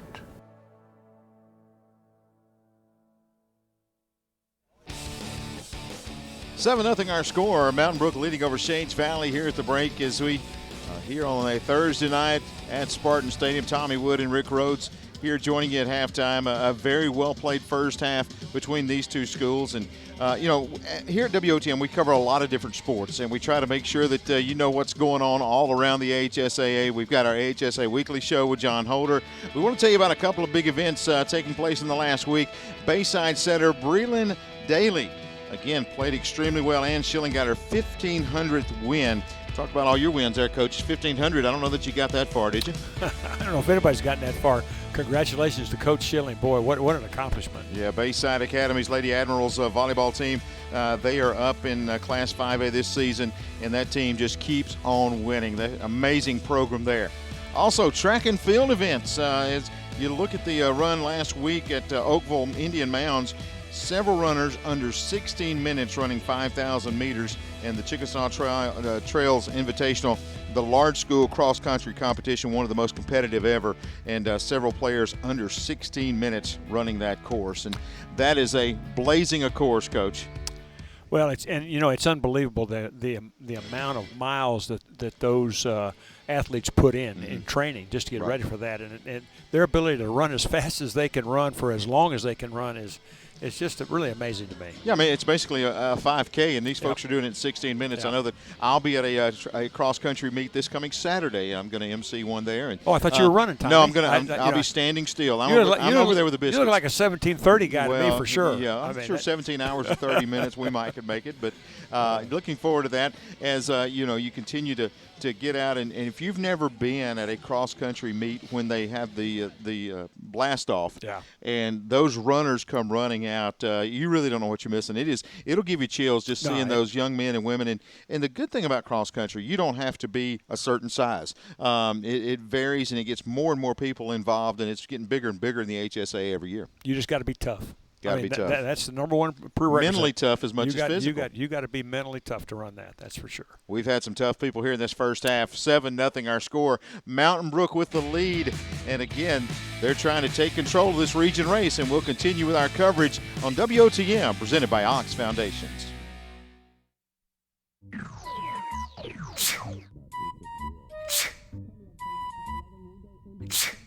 Home making you sick?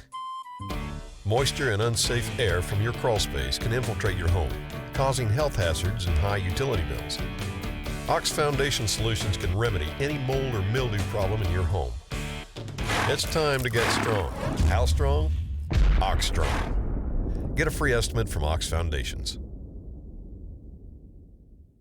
WOTM is the television provider for all Alabama High School Athletic Association championship events and special programs. WOTM is your home for the Super 7 football, state finals basketball, baseball and softball state championships, the AHSAA Weekly Show, and WOTM also produced the first ever football playoff show, Super 7 preview show, and reclassification reveal show. Your exclusive home for all things AHSAA is WOTM. Contact your local cable provider to request WOTM to your channel lineup. The NFHS Learning Center is the leader in online education for the interscholastic community. At NFHSLearn.com, you can find over 70 courses, including more than 30 free courses, such as concussion in sports, heat illness prevention, sudden cardiac arrest, and protecting students from abuse. To learn more, visit the NFHS Learning Center.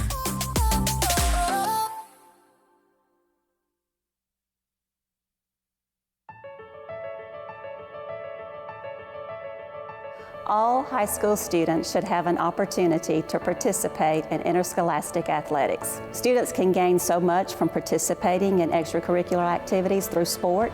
Not only do they learn sportsmanship, they learn respect, and they learn teamwork. All of these are characteristics that students could carry with them throughout the rest of their lives.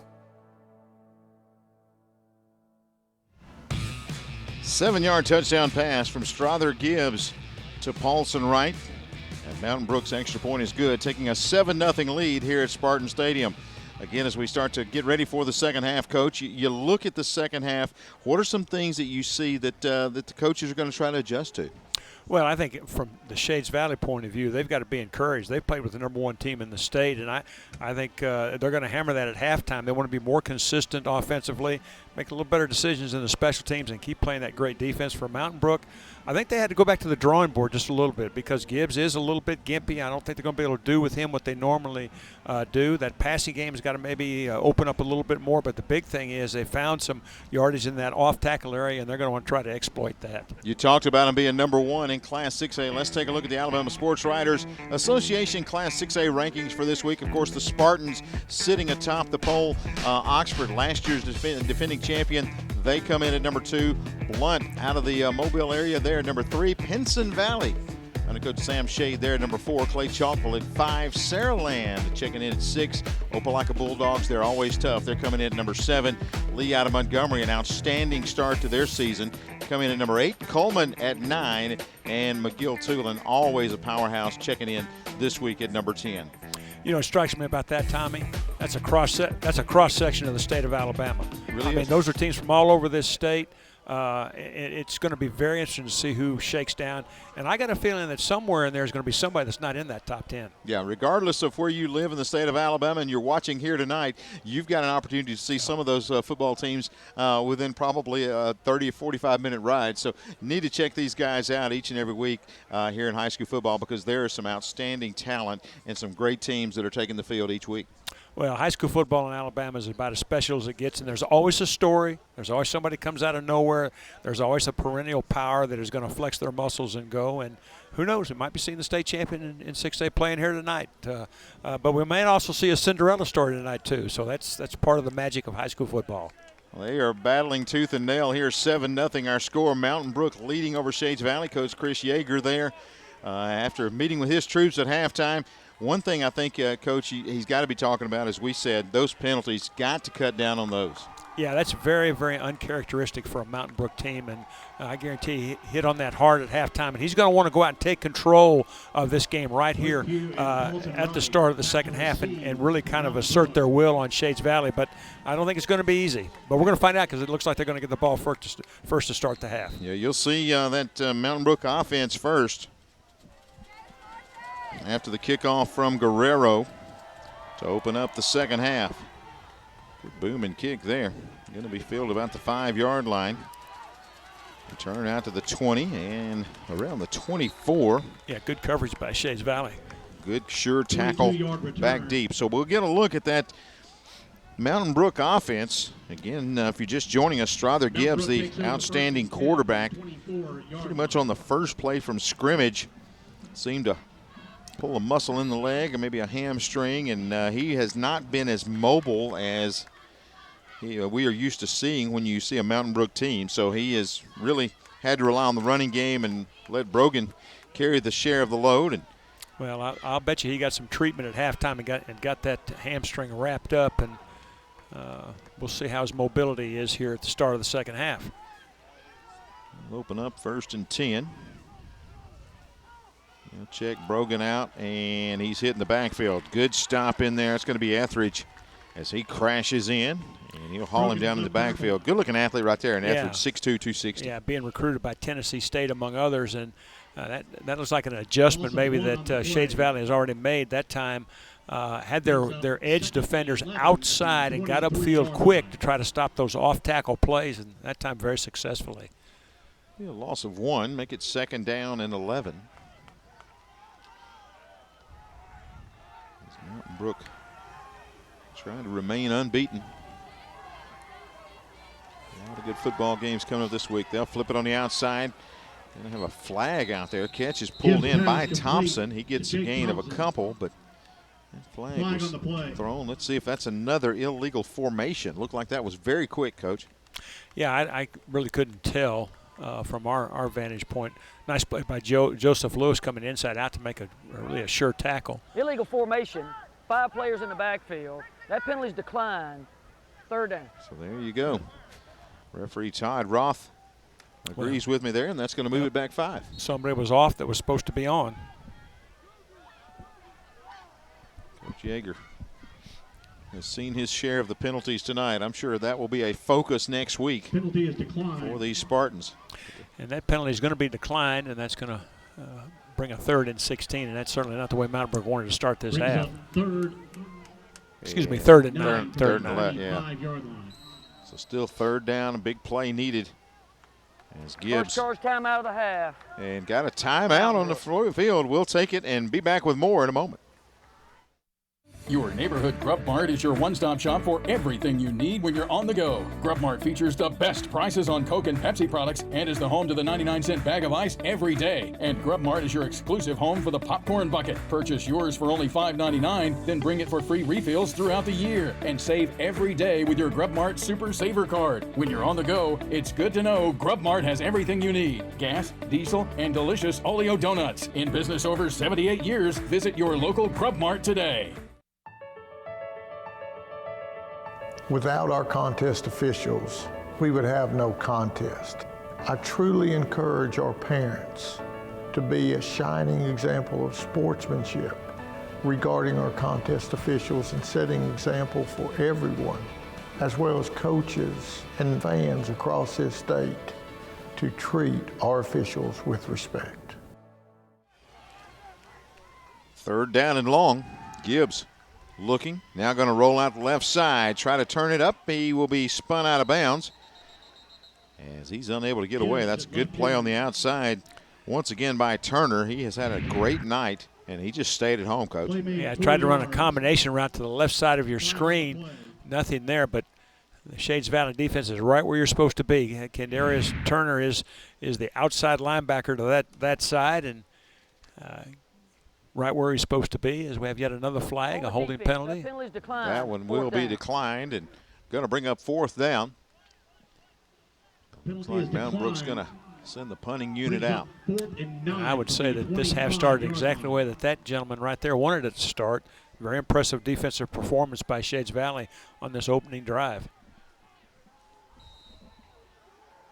So Harradine back to punt the football away. Low snap, bobbles it, picks it back up, does get it out of there. He'll get away from it. And good field position for Shades Valley to start this drive. Almost disaster on the low snap. He is able to get it out of there. And now that man right there, Earl Woods, will be leading his Mounties back out there offensively. See if they can get some points on the board here.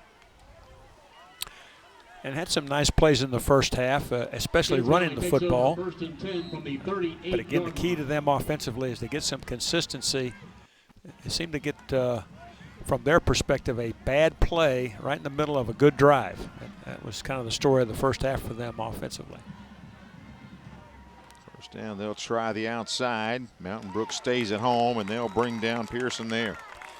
Yeah, just nowhere to go. The defender to that side, the outside linebacker, John McMillan, really out there unblocked, and he's not going to miss any tackles. He's second on their team with 20 tackles on the year, and he's out there unblocked, and he's going to make that play.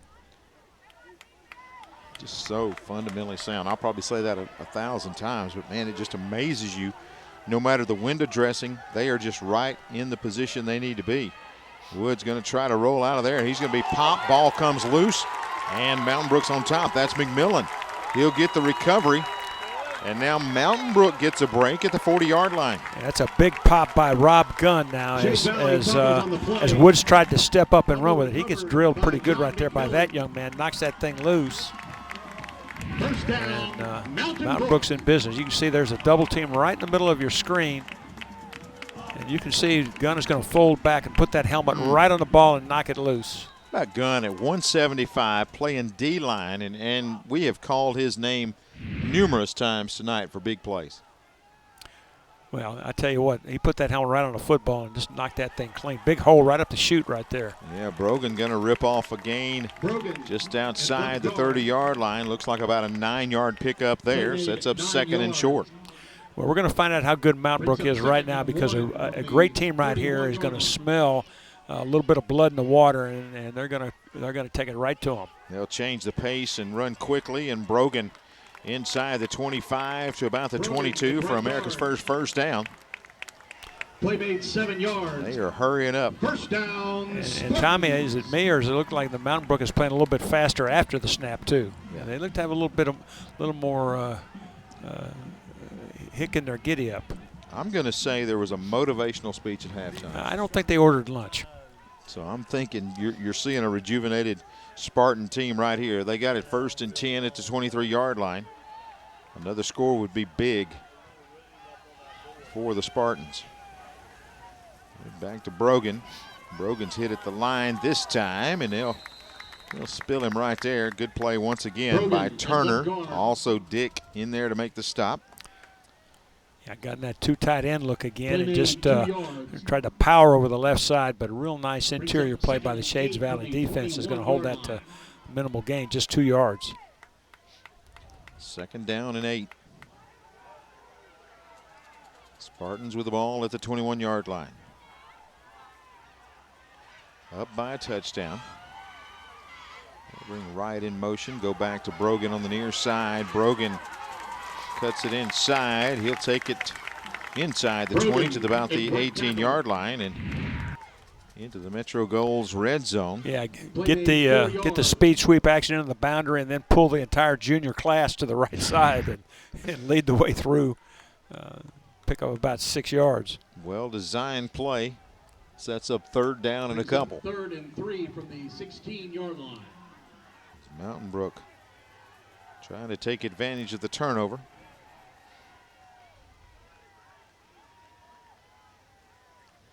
We'll go back to Brogan. He's hit right at the line, and looks like he's going to be shy of the 1st down. It's going to set up 4th down now. This is a big play coming up. It looks like he's, what, about half a yard short? Play made 1 yard. It may be a little bit longer than that. And they're going to bring the field goal unit in, try to make it a 2-score game. Well, their kicker's been pretty reliable on the year. He's 14 for 14 in PATs and 2 for 2 in field goals. Wright's going to put it down for him. He'll kick it up, and he'll boot it right through there.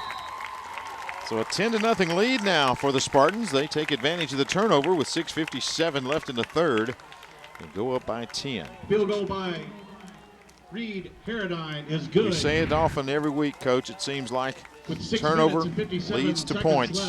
This time Woods just scrambling out of there, and then the big hit jars it loose. Right on the ball, helmet right on the football. Really just an outstanding play that time by Gunn. And you can see now, we'd heard about the leg of this young man right here. And again, he's perfect on the year now, folks. He's 16 for 16, 17 for 17 now. Only a sophomore. Good kicker. Got a feeling you may be hearing about him for a while. Coach Yeager's got himself a kicker. How about that? So 6:57 left in the 3rd now. Mountain Brook leading by 10, but you look at this ball game, and if you're Shades Valley and your coach Jamie Mitchell, you're saying, we fielded 1 punt inside our 2-yard line. That led to a touchdown. Now a turnover leads to the field goal. If Shades Valley can get consistent and not have a bad play to kill a good drive, that's I think we're neck and neck right here. I mean, we're either scoreless or right there tied. Yeah, I mean, Tommy, you've just described their season. I mean, that's the way their season has been. They have played a very difficult schedule, and they've played everybody toe-to-toe. But, again, the mistake bug rears its ugly head, and turnovers and mental mistakes have really hurt them. And that's been a major story in this one to this point. And on the other side of the coin, good teams take advantage of those mistakes, yes, and that's what Mountain Brook has done. Good Kick here, going to go all the way into the end zone. It'll be 1st and 10 at the 20-yard line for the Mounties to open up that drive. Impressive kick. That ball was as high as it was deep. Kid's got a heck of a leg on him. And again, just a sophomore. So 1st down and 10 for the Mountie offense. Shades Valley takes over 1st and 10 Woods, from the 20-yard line. Junior quarterback, brings them out. Well, it probably goes without saying, but I'll say it anyway because that's what I'm supposed to do. The Mounties need a drive. They need to get momentum wearing that white jersey for a little bit. He'll hand it on the end around, trying to bounce it outside is Pearson. Tracked down, and he'll pick up a couple before stepping out of bounds. Yeah, ran the crossbuck to the outside. Good speed by Pearson there to get on the edge. Avoided one tackle. You can see the little misdirection right there.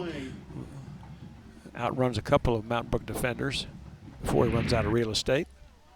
They'll give him a gain of 3. We'll say 2nd down and 7. You just see the overall speed of Mountain Brook. They just, when you're in the right place at the right time and you've got the speed to get there, you make plays and it's hard to move the football. That time, Woods able to fight through a couple of tackles and fall forward. Gain of 8 on the He'll play. pick up 8, and that's good for America's first down. You know, I've been really impressed with Wetzler, the big nose guard, 6 foot 270, Braxton Wetzler. You know, usually those guys are plugs in the middle. They want to take up those 2 A gaps to either side of the center, but he really is a very mobile, big man and has made plays all up and down the line of scrimmage. Pearson trying to get to the corner again. He'll crash out to the 35-yard line. But that's the thing that you see when you look at this Mountain Brook defense. Every one of them are so mobile. I mean, and that's the thing about it. There's not, you know, your linemen there are able to move up and down laterally, and you see the way that the linebackers get to the ball, and the secondary has been really good at coming up and supporting the run. Well, and that's out of necessity because you look at the numbers on these weights right here. The first number in those columns, there aren't many 2s. That's right. They're all, it's 185, 190. I mean, much smaller than the defenses we've seen. Big hit right there. Saw that one coming, flipped it out there in the end to crash him to the turf that time on the stop. It was Lev Bierman, I think, maybe hit that's Bierman there. Yeah, that ball floats a little bit, but nice break on the football right here and just know where to go after the catch. Good job by Weathers of hanging on to it. Good hit by Bierman. 3rd down and 6 now. Brings up 3rd and 6. Shades Valley trying to find a way to keep a drive alive. They go from the I formation. And that's the thing that they go right up the middle there and chop down right at the line. And you know, I guess if you're a coach and you look at the sizes across the way for Mountain Brook, you think, okay, let's see if we can get something going outside. Well, the speed is not allowing that, and you think, well, maybe I can find some success in the middle. Those 2 guys in the middle are so active that they're able to really create havoc for the running game. Yeah, just like that play right there. Wetzler comes off a double team, splits it, and makes kind of a one-handed shoestring tackle on the running back, you know, to stop that play before it gets started. And here we are back to 4th down again in a very familiar face. Guerrero, the kicker punter, we've seen a lot of today for Shades Valley. Blake Pugh back to return. High snap, goes back and gets it, and able to punt it out of there. Going to be short. It's going to be a very short punt, and does get a decent roll. Across the 40, and then it's going to roll dead right at the 40-yard line. You know, there's a good ball game tonight. Plenty of ball games this weekend. There will be some great ones coming up tomorrow night, and the Friday night Rivals game of the week is right there with them. Top 2 showdown. Number 1, American Christian traveling to Bibb County, take on the 2nd-ranked Choctaws. Chris Stewart and Tyler Watts have all the action on My 68. Also, you can catch that replay coming up at 3 o'clock on Saturday on WOTM again. And Friday Night Rivals presented by Drummond Company. Again, number 1, American Christian, and number 2, Bibb County. That is Saturday morning at 9 o'clock on WOTM and live tomorrow night at 7 on My 68. Handoff. Brogan continues to hammer up the middle. Brogan at right guard. He will get about 5, so makes it about 2nd and 5. He's had his share of carries tonight, but he's also earned every inch of it. Yeah, absolutely. Tough, hard-nosed runner. You know, that time it was an overload set to the right, pulled everybody back to the left, and Brogan knifed off the right side into a little bit of a soft area and picks up 5 hard earned yards. See that same look again. They'll shift it over here to the near side.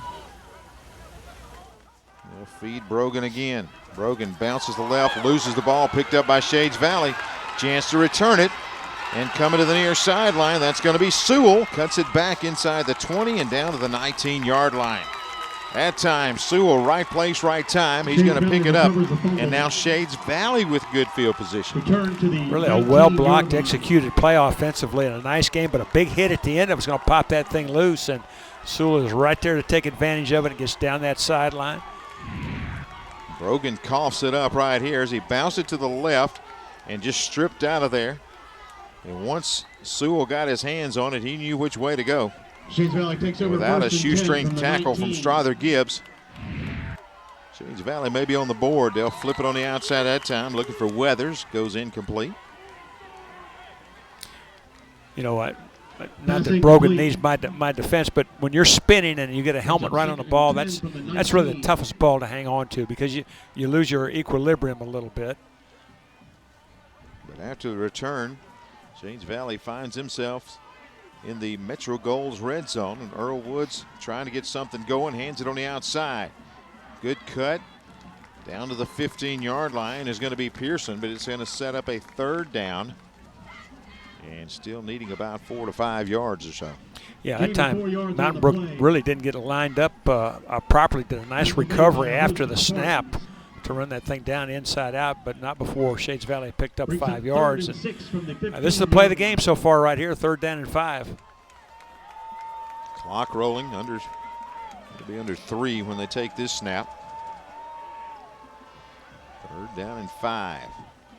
Quarterback keeper all the way. He's in trouble trying to get outside. Mountain Brook is there. Flag comes in. I think we might have a face mask. We may have one. It was thrown right in the area of the tackle, and I think you see Wright come up and kind of cover his face as if he had made some type of mistake. So let's see if that's going to be the face mask call to try to keep this drive alive, and that will be it. So it's going to bring up after that penalty. Let's see right here. Wright. Maybe that's the call there. It came down, not with Wright, but one of the other defenders. May have gotten a hand on it. Don't see a definitive grab. That doesn't mean there wasn't one there. I thought Woods made a bad choice to bounce outside, but it worked out all right for him. He's going to throw it inside the 10-yard line. Catch is made, and good tackle on the perimeter. But Joe Lewis is able to get the first down. And here's a flag coming in again. Flag on the play. And I think there may be 2 here. I think there's going to be a late hit, and I think maybe an excess celebration as well. But we'll see. So the officials sorting it out, and when they bring that card out, that means they're going to write down a number. So that's never a good thing. 2:35 left here in 2 this dead ball third. fouls, 1 on each team. Dead ball, unsportsmanlike conduct on the offense. Dead ball, unsportsmanlike conduct on the defense. Those penalties will offset. First down, Shades Valley. It's going to be 1st down and goal, but a couple of unsportsmanlike penalties here. As you see him go down, and then late hit there, retaliation, and the official there was loaded up with 2 flags, so he was able to shoot them both. So now 1st and goal, Shades Valley. Go to the run. Pounding his way inside the 5-yard line is going to be Pearson. That is hard running right there, Coach. Yeah, it's really hard, straight ahead running. Pretty good push by that Shades Valley offensive line, too. Watch the right side. They're going to get some movement this time. Good kick-out block and good, tough running. Sets up 2nd and goal from the 4. 2nd and goal. Shades Valley trying to take advantage of the turnover. Knocking on the door here. They'll go back to the same play, not the same result. Hit in the backfield and brought down is Pearson. Fighting his way in there is that guy, Wetzler. As he's able to come in there and make a big stop. Well, watch the left side of your screen. He's just going to get penetration I mean, he's in the backfield. He's a yard deep in the backfield. Just busts right through the double team. Nowhere to go. That looks like a nose guard right there, that folks. Does. 3rd and 4. Mountain Brook trying to come up with a goal line stand here and preserve that shutout. Shades Valley trying to get on the board here. Play clock down to 5. They're going to have to burn a timeout here and talk about it, I would assume. And they will take the time, and so will we. Big play coming up in just a moment. WOTM, your new home for high school sports in Alabama. Tune into WOTM every Thursday night at 7 for the AHSAA WOTM Game of the Week. WOTM, available to every cable TV provider in the state. If WOTM is not currently a part of your provider's lineup, call and request that they add WOTM. Thursday, September 24th, the Fairfield Tigers travel to Birmingham to take on the Jackson Olin Mustangs live on WOTM. WOTM, your exclusive TV home for the football Super 7 and basketball, baseball, and softball championships.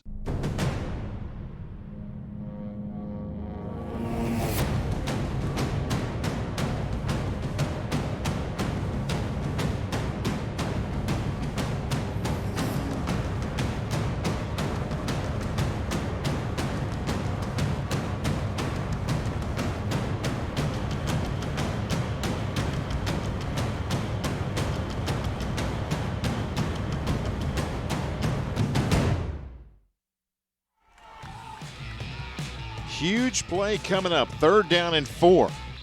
Shades Valley trying to get in the end zone. They trail by 10 in the latter stages of the 3rd period. They've tried the middle on a couple of plays. One picked up about 3 or 4. One didn't make it back to the line of scrimmage. I wonder if they'll approach this as a 2-play series. And maybe try to get outside. Maybe a little run pass option. Doesn't look like it from this set, though. And boy, penalty whistle here to stop the play. This would be catastrophic now from the Shades Valley standpoint. Huge. It looks like get charge time out of the half. Mountain Brook. Mountain Brook's going to take a timeout. So they want to talk about it here on this 3rd down and 4. Yeah, they got a 2 tight end formation, which would make you think really the best play out of that, might be that belly option. You get Woods on the edge with plenty of blocking out front with a pitch back behind him. That could be tough. Interesting to see what Coach Jamie Mitchell pulls out of his sleeve here. As you said, I think you're in 2-down territory. I think you want to get the touchdown here. Yeah, we do not have the statistics on the Shades Valley field goal. Kicker. We know Guerrero's got a good leg just from watching him right here. We don't know what he is for the year. Field goal would make it a 1-score game, but I think they want 7. Tell you what, we've had a great year on Thursday night. Another one coming up next week as we talk about rivalries, Fairfield and Jackson Olin. Another cross-county showdown. Both teams 2-1 heading into tomorrow night, and boy, they can light up the scoreboard. Mustangs putting up 52 points a game. I've heard a lot about them this year. I'm anxious to see them. I'm sure Fairfield has a very good football team as well. It's going to be a fun one next Thursday night. Again, that's at J.O. Stadium. Again, as Fairfield takes on Jackson Olin right here on WOTM. All right, here we go. 3rd down and 4. They'll fake it, roll out. Trying to get to the corner. Trying to get there, dives, hits the pylon, and he's in. Woods able to come all the way around as he looped and dives in for the touchdown. And now the Mounties are on the board. 10-6, your new score. Put the formation into the boundary and ran the bootleg back to the field. You can see he's got a receiver in the flat that takes the edge defender out in coverage. He's able to outrun the contained guy, Matt Holloway, and just really a well-designed play and a nice job of executing by that young man right there. Earl Woods makes this game real interesting. Big extra point right here. Guerrero on for the extra point. He'll kick out of the hold of Weathers. And he will kick it through there. Good kick. And 10-7, your new score with only 1 minute remaining here in the 3rd. So they take advantage of the turnover, and Shades Valley able to get on the board. It all started on a big hit. Brogan can't hang on. The ball pops loose. Sewell picks it up. He takes it back the other way. And the Mounties start a drive in the red zone. Yeah, I want to say that was Nathan Lavender that got the hat on the ball and knocked that thing loose. And Woods. And the bootleg. Showing the wheels. He'll dive in. And it's a 10-7 ball game.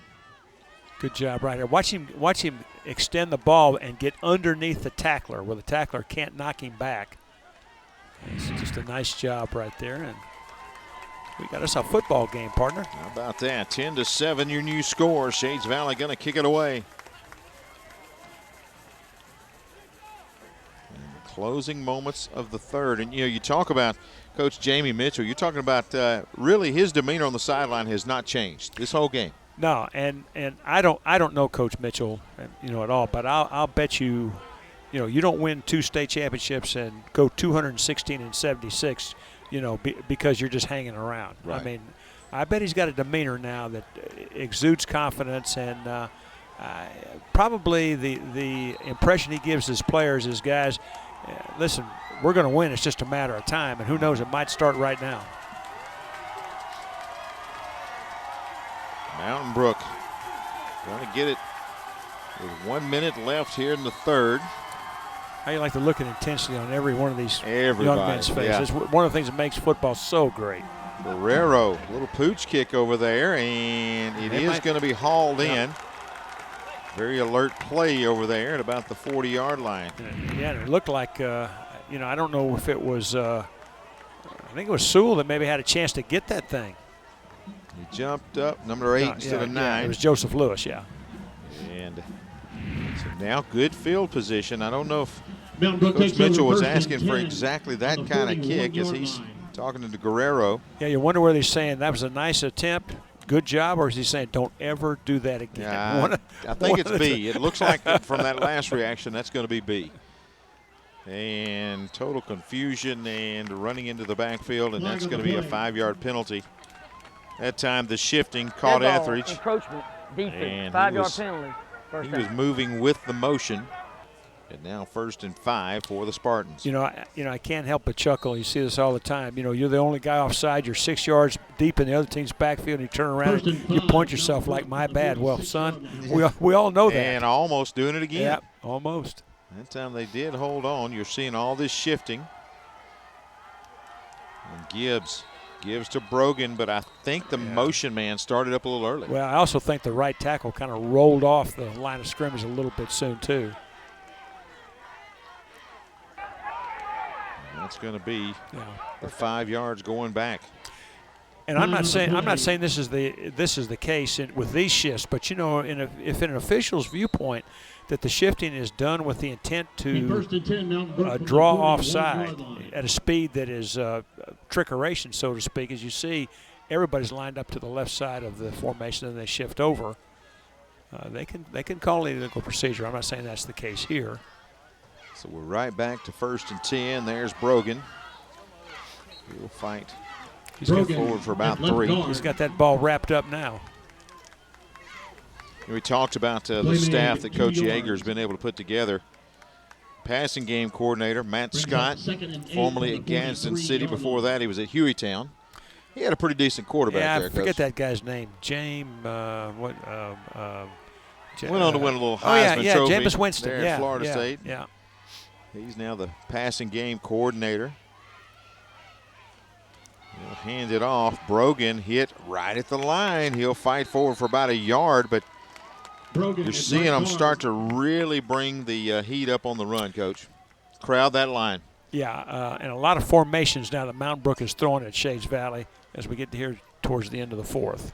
And that's going to be the final play of the 3rd. We will head to the 4th. We got ourselves a ball game. 3-point lead for the top-ranked Spartans. Shades Valley trying to make a run. It's high school football on WOTM presented by Ox Foundations.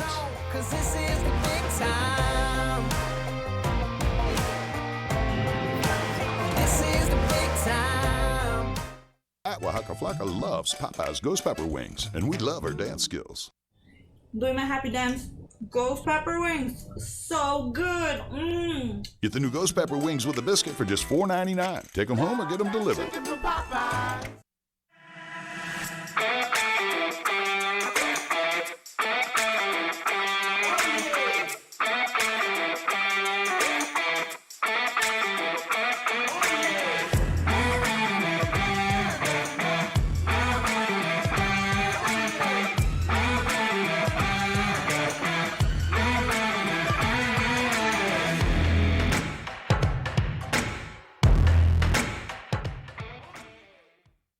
Curtis Cap seriously loves Papa's hot honey chicken, and he's not lying. Try.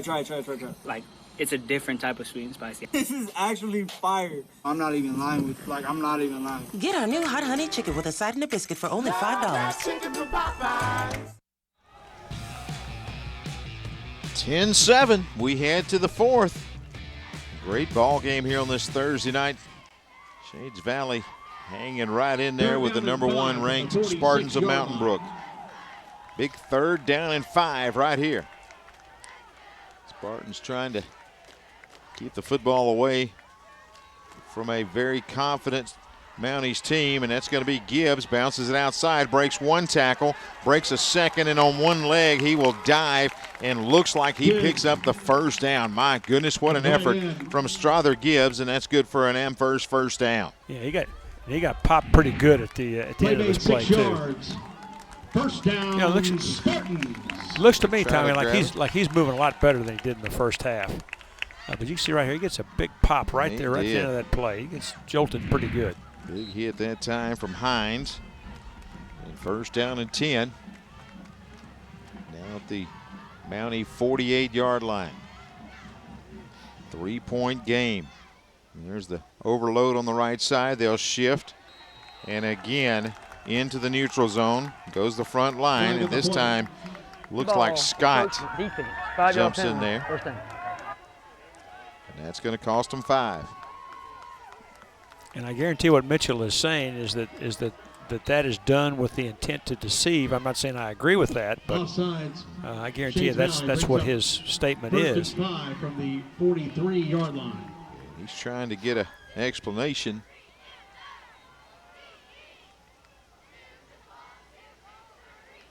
First down and 5 is the explanation. That's going to be Brogan. Brogan's hit, but fights forward inside the 38-yard line, and good for another America's first down. Yeah, good movement at the point of attack that time by the center and both guards for Mountain Brook. You see big hole in the middle. Nice running by Brogan again.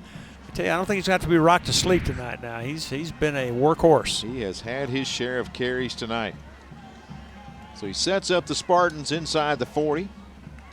37-yard line, 1st and 10. They'll feed it to him again. Tries to cut it back in. He's wrapped up that time. Etheridge gets a hold of him. He'll stop him for a minimal gain and sets up 2nd down and long. Flag on the play. There's a flag on the play. Let's see. And the officials are discussing it here. We'll see what kind of call we get. 11:08 left here in this ball game. After the play, personal foul on the offense. 15-yard penalty, Wow, 2nd down. That is big. A 15-yard personal foul penalty against Mountain Brook. So after no gain, you're going to lose 15. Yeah, I couldn't see it from my vantage point, Tommy. I don't know whether you could or not. Just maybe I missed it. It's after the play, and it's hard to see there. I don't see anything. They'll give it to Brogan. He'll lower his head and pick up a couple. It's going to bring up a right tackle. 2nd down and long. Or check that 3rd down and long because it was a dead ball penalty. So 3rd and 24. Well, Shades Valley, depending upon the set, but when all these bunch sets are occurring right now, they've got about 11 guys within about 6 yards of the line of scrimmage. So they're going to load the box now in run situation. I doubt they will in 3rd and 24, but they've tried to go to school on these formations as much as they could. So 3rd down, extremely long. Shades Valley trying to snatch the momentum here.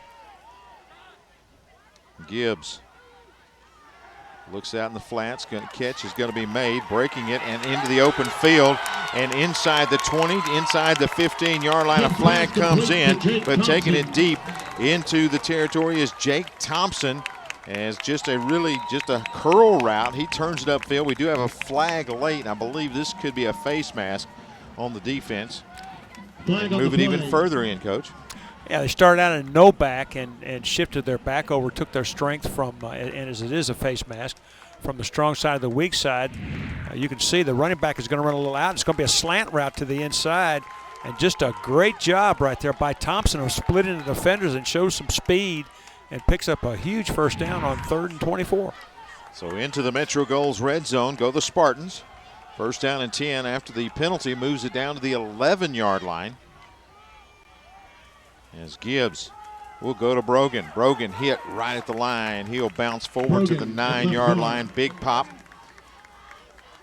Second down. Yeah, it's about 8.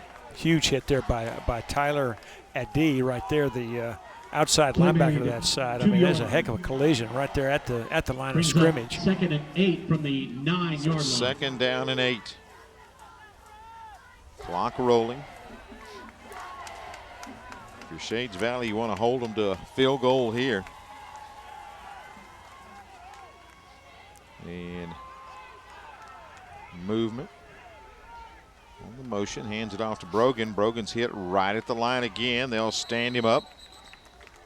And it's going to bring up 3rd down and about 8. No gain on that play. I tell you, Tommy, I've been impressed with the intensity of this game now. I mean, the interior play on both sides have really been vicious. I mean, it's been clean now, but I mean they have gotten after each other, and it's a football game in every sense of the word. Again, Shades Valley is loading up the box, and that particular play right there, Mountain Brook went right at him, and really with not much success. Another big 3rd down play. Motion man goes across. They go Brogan near side. Brogan cuts it up. Brogan 5. Brogan inside. Did he cross the goal line? They'll say stopped Brogan at the 1. Looks like he did pick up the first down.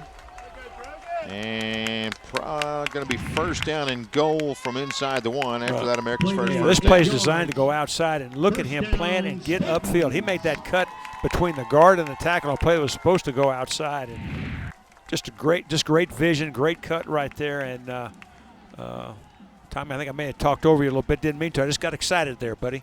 That's fine. First down and goal from the 1-yard line. Brogan has proven to be one tough hombre here tonight. He'll take it, and a flag. Another flag. Dead ball. Out. Encroachment on the defense. So half the distance to goal. Valley. Still first down. So that's going to move it about a foot. Boy, that was quite a cut that Brogan made right there. It's huge. And just great vision. That one play, when he planted that left foot and just was determined to get in the end zone, they stop him just shy. And so now, first down and goal from about the half-yard line. They'll go back to Brogan. He walks in.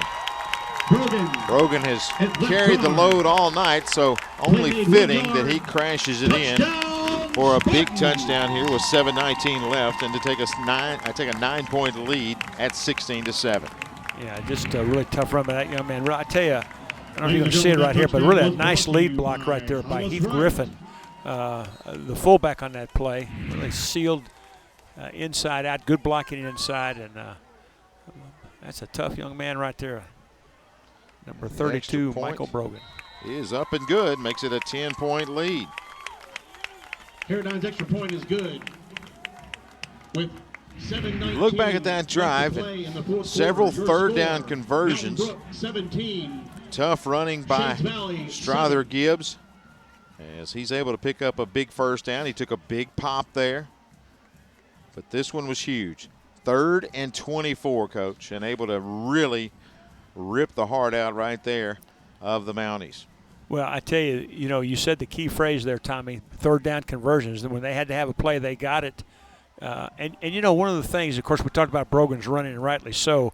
But if you look at the blocks downfield, the second level blocks by the Mountain Brook receivers and running backs, they were huge in this drive. And I don't know whether Brogan said I need water or keep feeding me. Yeah, but, I'm not sure. Probably both. Yeah, probably. Give me some water and we'll go back and try it again. As He has had a night. He has carried the share of the load, and we said there may be running back by committee, but you'd stay with a hot hand, and he has had that here tonight. Reminds me of another running back a few years back. No return on the kickoff. You know, again, we want to welcome all the folks that join us here on WOTM, and especially the folks around the Troy area, Troy cable viewers, and all around Enterprise as well. Checking out WOTM, and they get to keep up with all the high school football throughout the season, championships as well. So again, welcome aboard Troy Cable to WOTM. 10-point lead, 7-18. If you're Shades Valley, going to move quick and losing the ball in the backfield, and I believe Mountain Brook may have fallen on it. Yeah, I believe there were a lot of green shirts, and yes, recovery is made. Coming up from the bottom of the pile is going to be Horn. He gets the recovery. And the wheels are starting to come off for the Mounties. I think this is just a muffed handoff on the speed sweep. I couldn't see whether it hit an elbow or just wasn't put in clean. I don't think the ball was hit. Nope, he never really had possession of it. And of course, once that ball hits the ground, it's going to go anywhere. And it looks like that Win Horn is going to be the green shirt that falls on that. He will get credit for the recovery. And with 7:11 left in the ball game and a 10-point lead, Mountain Brook. He looks like a guy that just recovered a fumble. Yeah, he's making sure everybody knows, and that was a very important fumble recovery. So they'll feed it now to Brogan again. Down to the 21-yard line. Yeah, great penetration by the Shades Valley front that time. Hit that thing right in the backfield. Brings up second and coming in, did you think Brogan would have this many carries? No, you know, I really thought that the game would revolve around Gibbs. Yeah. You know, he's kind of been the straw that stirred the drink the whole year for Mountain Brook, but they've had to lean on Brogan, and he has certainly carried the load. And it's you know, if you're Coach Yeager, it's very important to know that you've got more weapons in the backfield, and Brogan tonight has really gotten better as the game has gone on. Another false start penalty against the Spartans, but you know, I think Brogan has gotten stronger. Well, yeah, absolutely. And if Gibbs does have a hamstring problem, you know, those things don't go away in 2 or 3 days. They'll have to adjust what they do somewhat because the runs for Gibbs have just about disappeared. I mean, he hasn't run the ball much at all since the early parts of this game. They'll go back to him. Right side hit, taken down. Shades Valley defense still crashing in there. And I'm going to tell you, I've been impressed with Turner. Kendorius Turner, we have called his name numerous times. And he is continuing to get in that backfield. Well, I mean, this is a good football team now. They've played. They've made some untimely errors that have put themselves in a hole. But they've played hard, and they're definitely on the right track.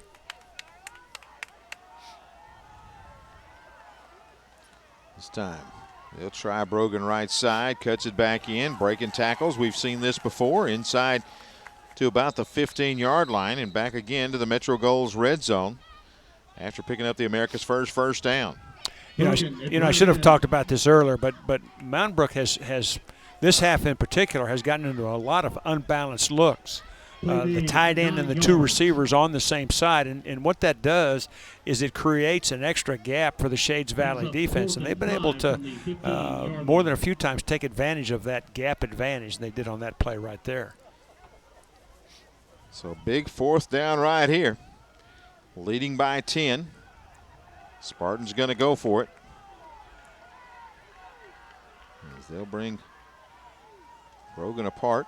Across and then throw the slant and delivers it low right where it has to be thrown, and the catch is going to be made inside the 5-yard line for another America's first down, hauled in that time by Sims Brown. Yeah, the back goes to the flat. This time it's the inside receiver that runs the slant. Good ball, nice job by Brown of adjusting down to the ball, and a big 1st down catch. So 1st down and goal from the 4-yard line. Spartans trying to dial up the knockout punch right here. Leading by 10 now with 1st and goal, and we're closing in on 4 minutes left. It'll be Brogan. hit at the line, spun and brought down, and that's going to be Addy Brogan at left guard. as he wraps him up, and he'll drop him there. So 2nd down and goal. Play failed to gain. And I think Mountain Brook's just fine with that. They're just taking more time off that clock. Oh, yeah, absolutely. And, you know, they tried to run a little crossbuck back that way, but nobody accounted for the outside linebacker to that side. I think it was Cordell Steele that came in untouched and hit that thing initially from behind, and then good penetration by the Mountie defense to hold that thing. Clock rolling, 3:35. They'll hurry to the line. Brogan, right side, spun down. He'll be down to the 3-yard line. And, you know, Coach, we talked a little bit earlier about some of the staff members on this Chris Yeager staff. And, one of them has some pretty famous ties. Yeah, he does. Shane Stearns is the son of Jerry Stearns, who longtime coach at Woodlawn High School. You know, had a part in the movie Woodlawn, and I knew Jerry reasonably well. I mean, he was a ball coach. He loved football, loved high school football, loved football players, and it's good to see his legacy carried on by his son. So now 3rd down and about 3. Brogan left side, got a gap, and he will crash across the goal line and in for another Mountain Brook touchdown. I tell you, Tommy, if I can, I want to say, you know, that's that power play again. I want to say a word about Heath Griffin, number 5. You know, he's listed as a running back. You're going to see him right there on the left side of your screen. Shoot, he's a blocking back. I mean, I've seen him time after time after time lay licks on people, and he has been an integral part of the success of this offense tonight, as well as those 5 big guys up front. Now, here's the interesting thing about Mountain Brook's offensive line. Extra point is good. They got 6 Eagle Scouts in their offensive line crew. Isn't that something? Wow.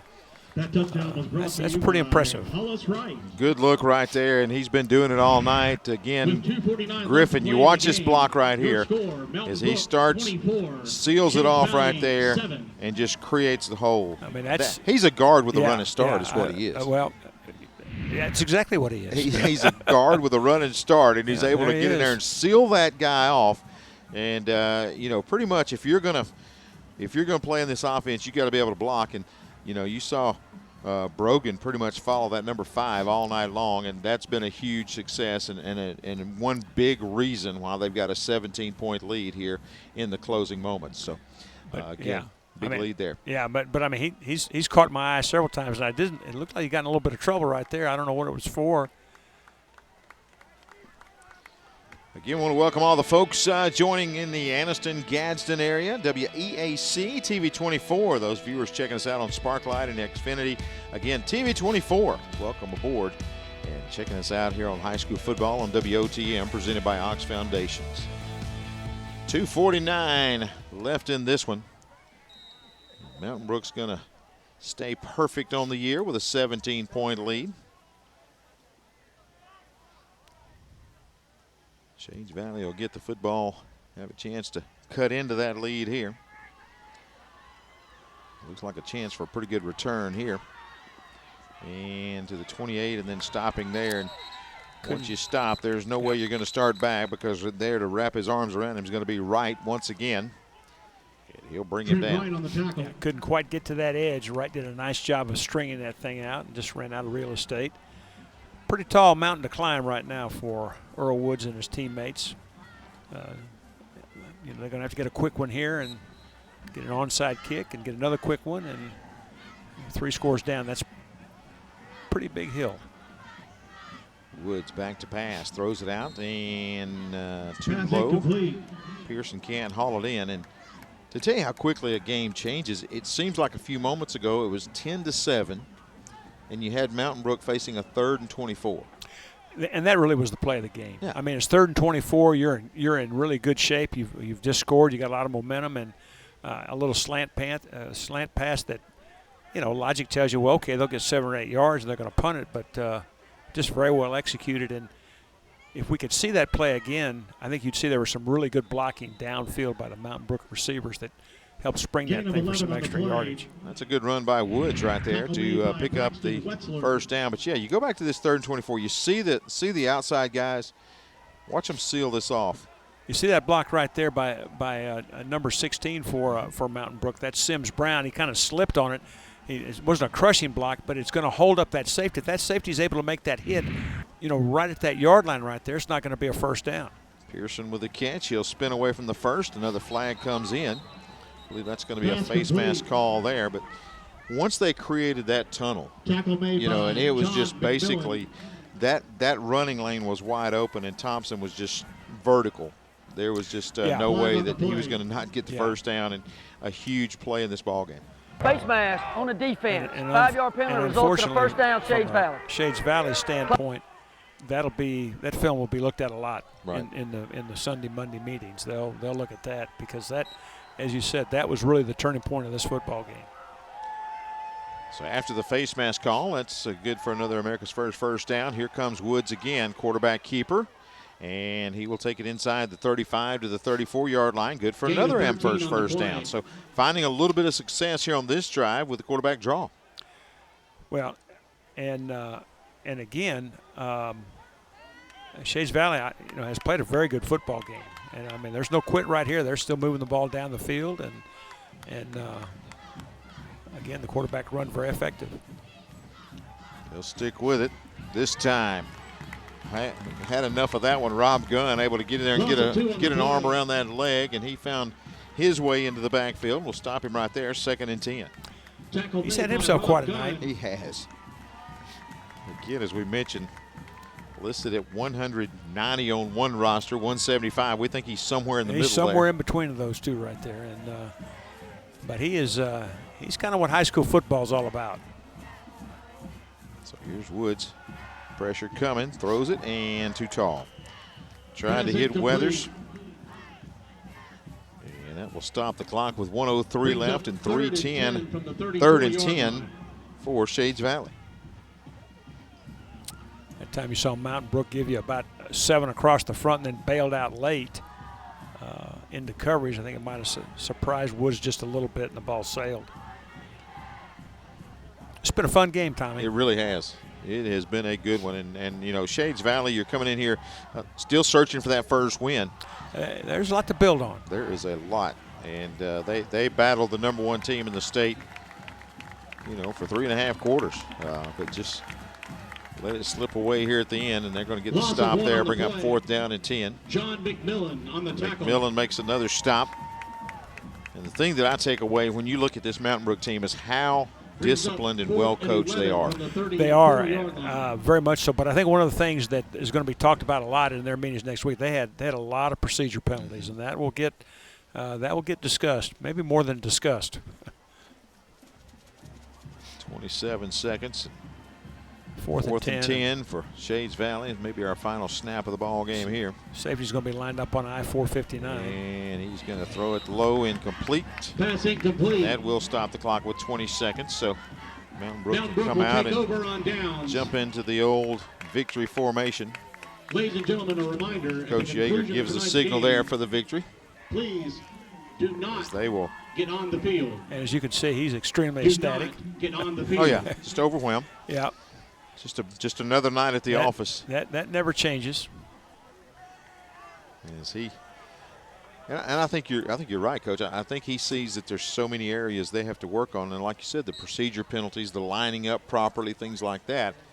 That there's still areas, but nevertheless, you're going to take a big win tonight, a huge region win, 24-7, as they get the victory over Shades Valley. That's going to be the final snap of the ball game. Ladies and gentlemen. And that guy right there is also another focus. Is you got to get that guy healthy when you get down the stretch of this season. So they try to find a way to ease up that hamstring over the next few days. Yeah, they'll have to have him. If they're going to make a run at going all the way, they're going to have him. Yeah, I think it's very important. I think in order for their offense to really hit on all cylinders, you've got to have a mobile quarterback. And I think with Gibbs tonight, unable to really have anything, on the ground game. But hats off to Brogan. I mean, Brogan really came in there. But once again, we've got to really focus on those offensive linemen and the lead backs as well, because they were key in this ball game when you talk about folks, like Brogan and again, the running of Griffin and blocking there. So big win tonight. Mountain Brook able to get the 24-7 victory, 1.10-7, but they scored 2 touchdowns late to put it away, and they remain unbeaten here on the season as the top-ranked team in Class 6A. And your final score, 24-7. Mountain Brook gets the W on the HSAA Game of the Week, presented by Ox Foundation.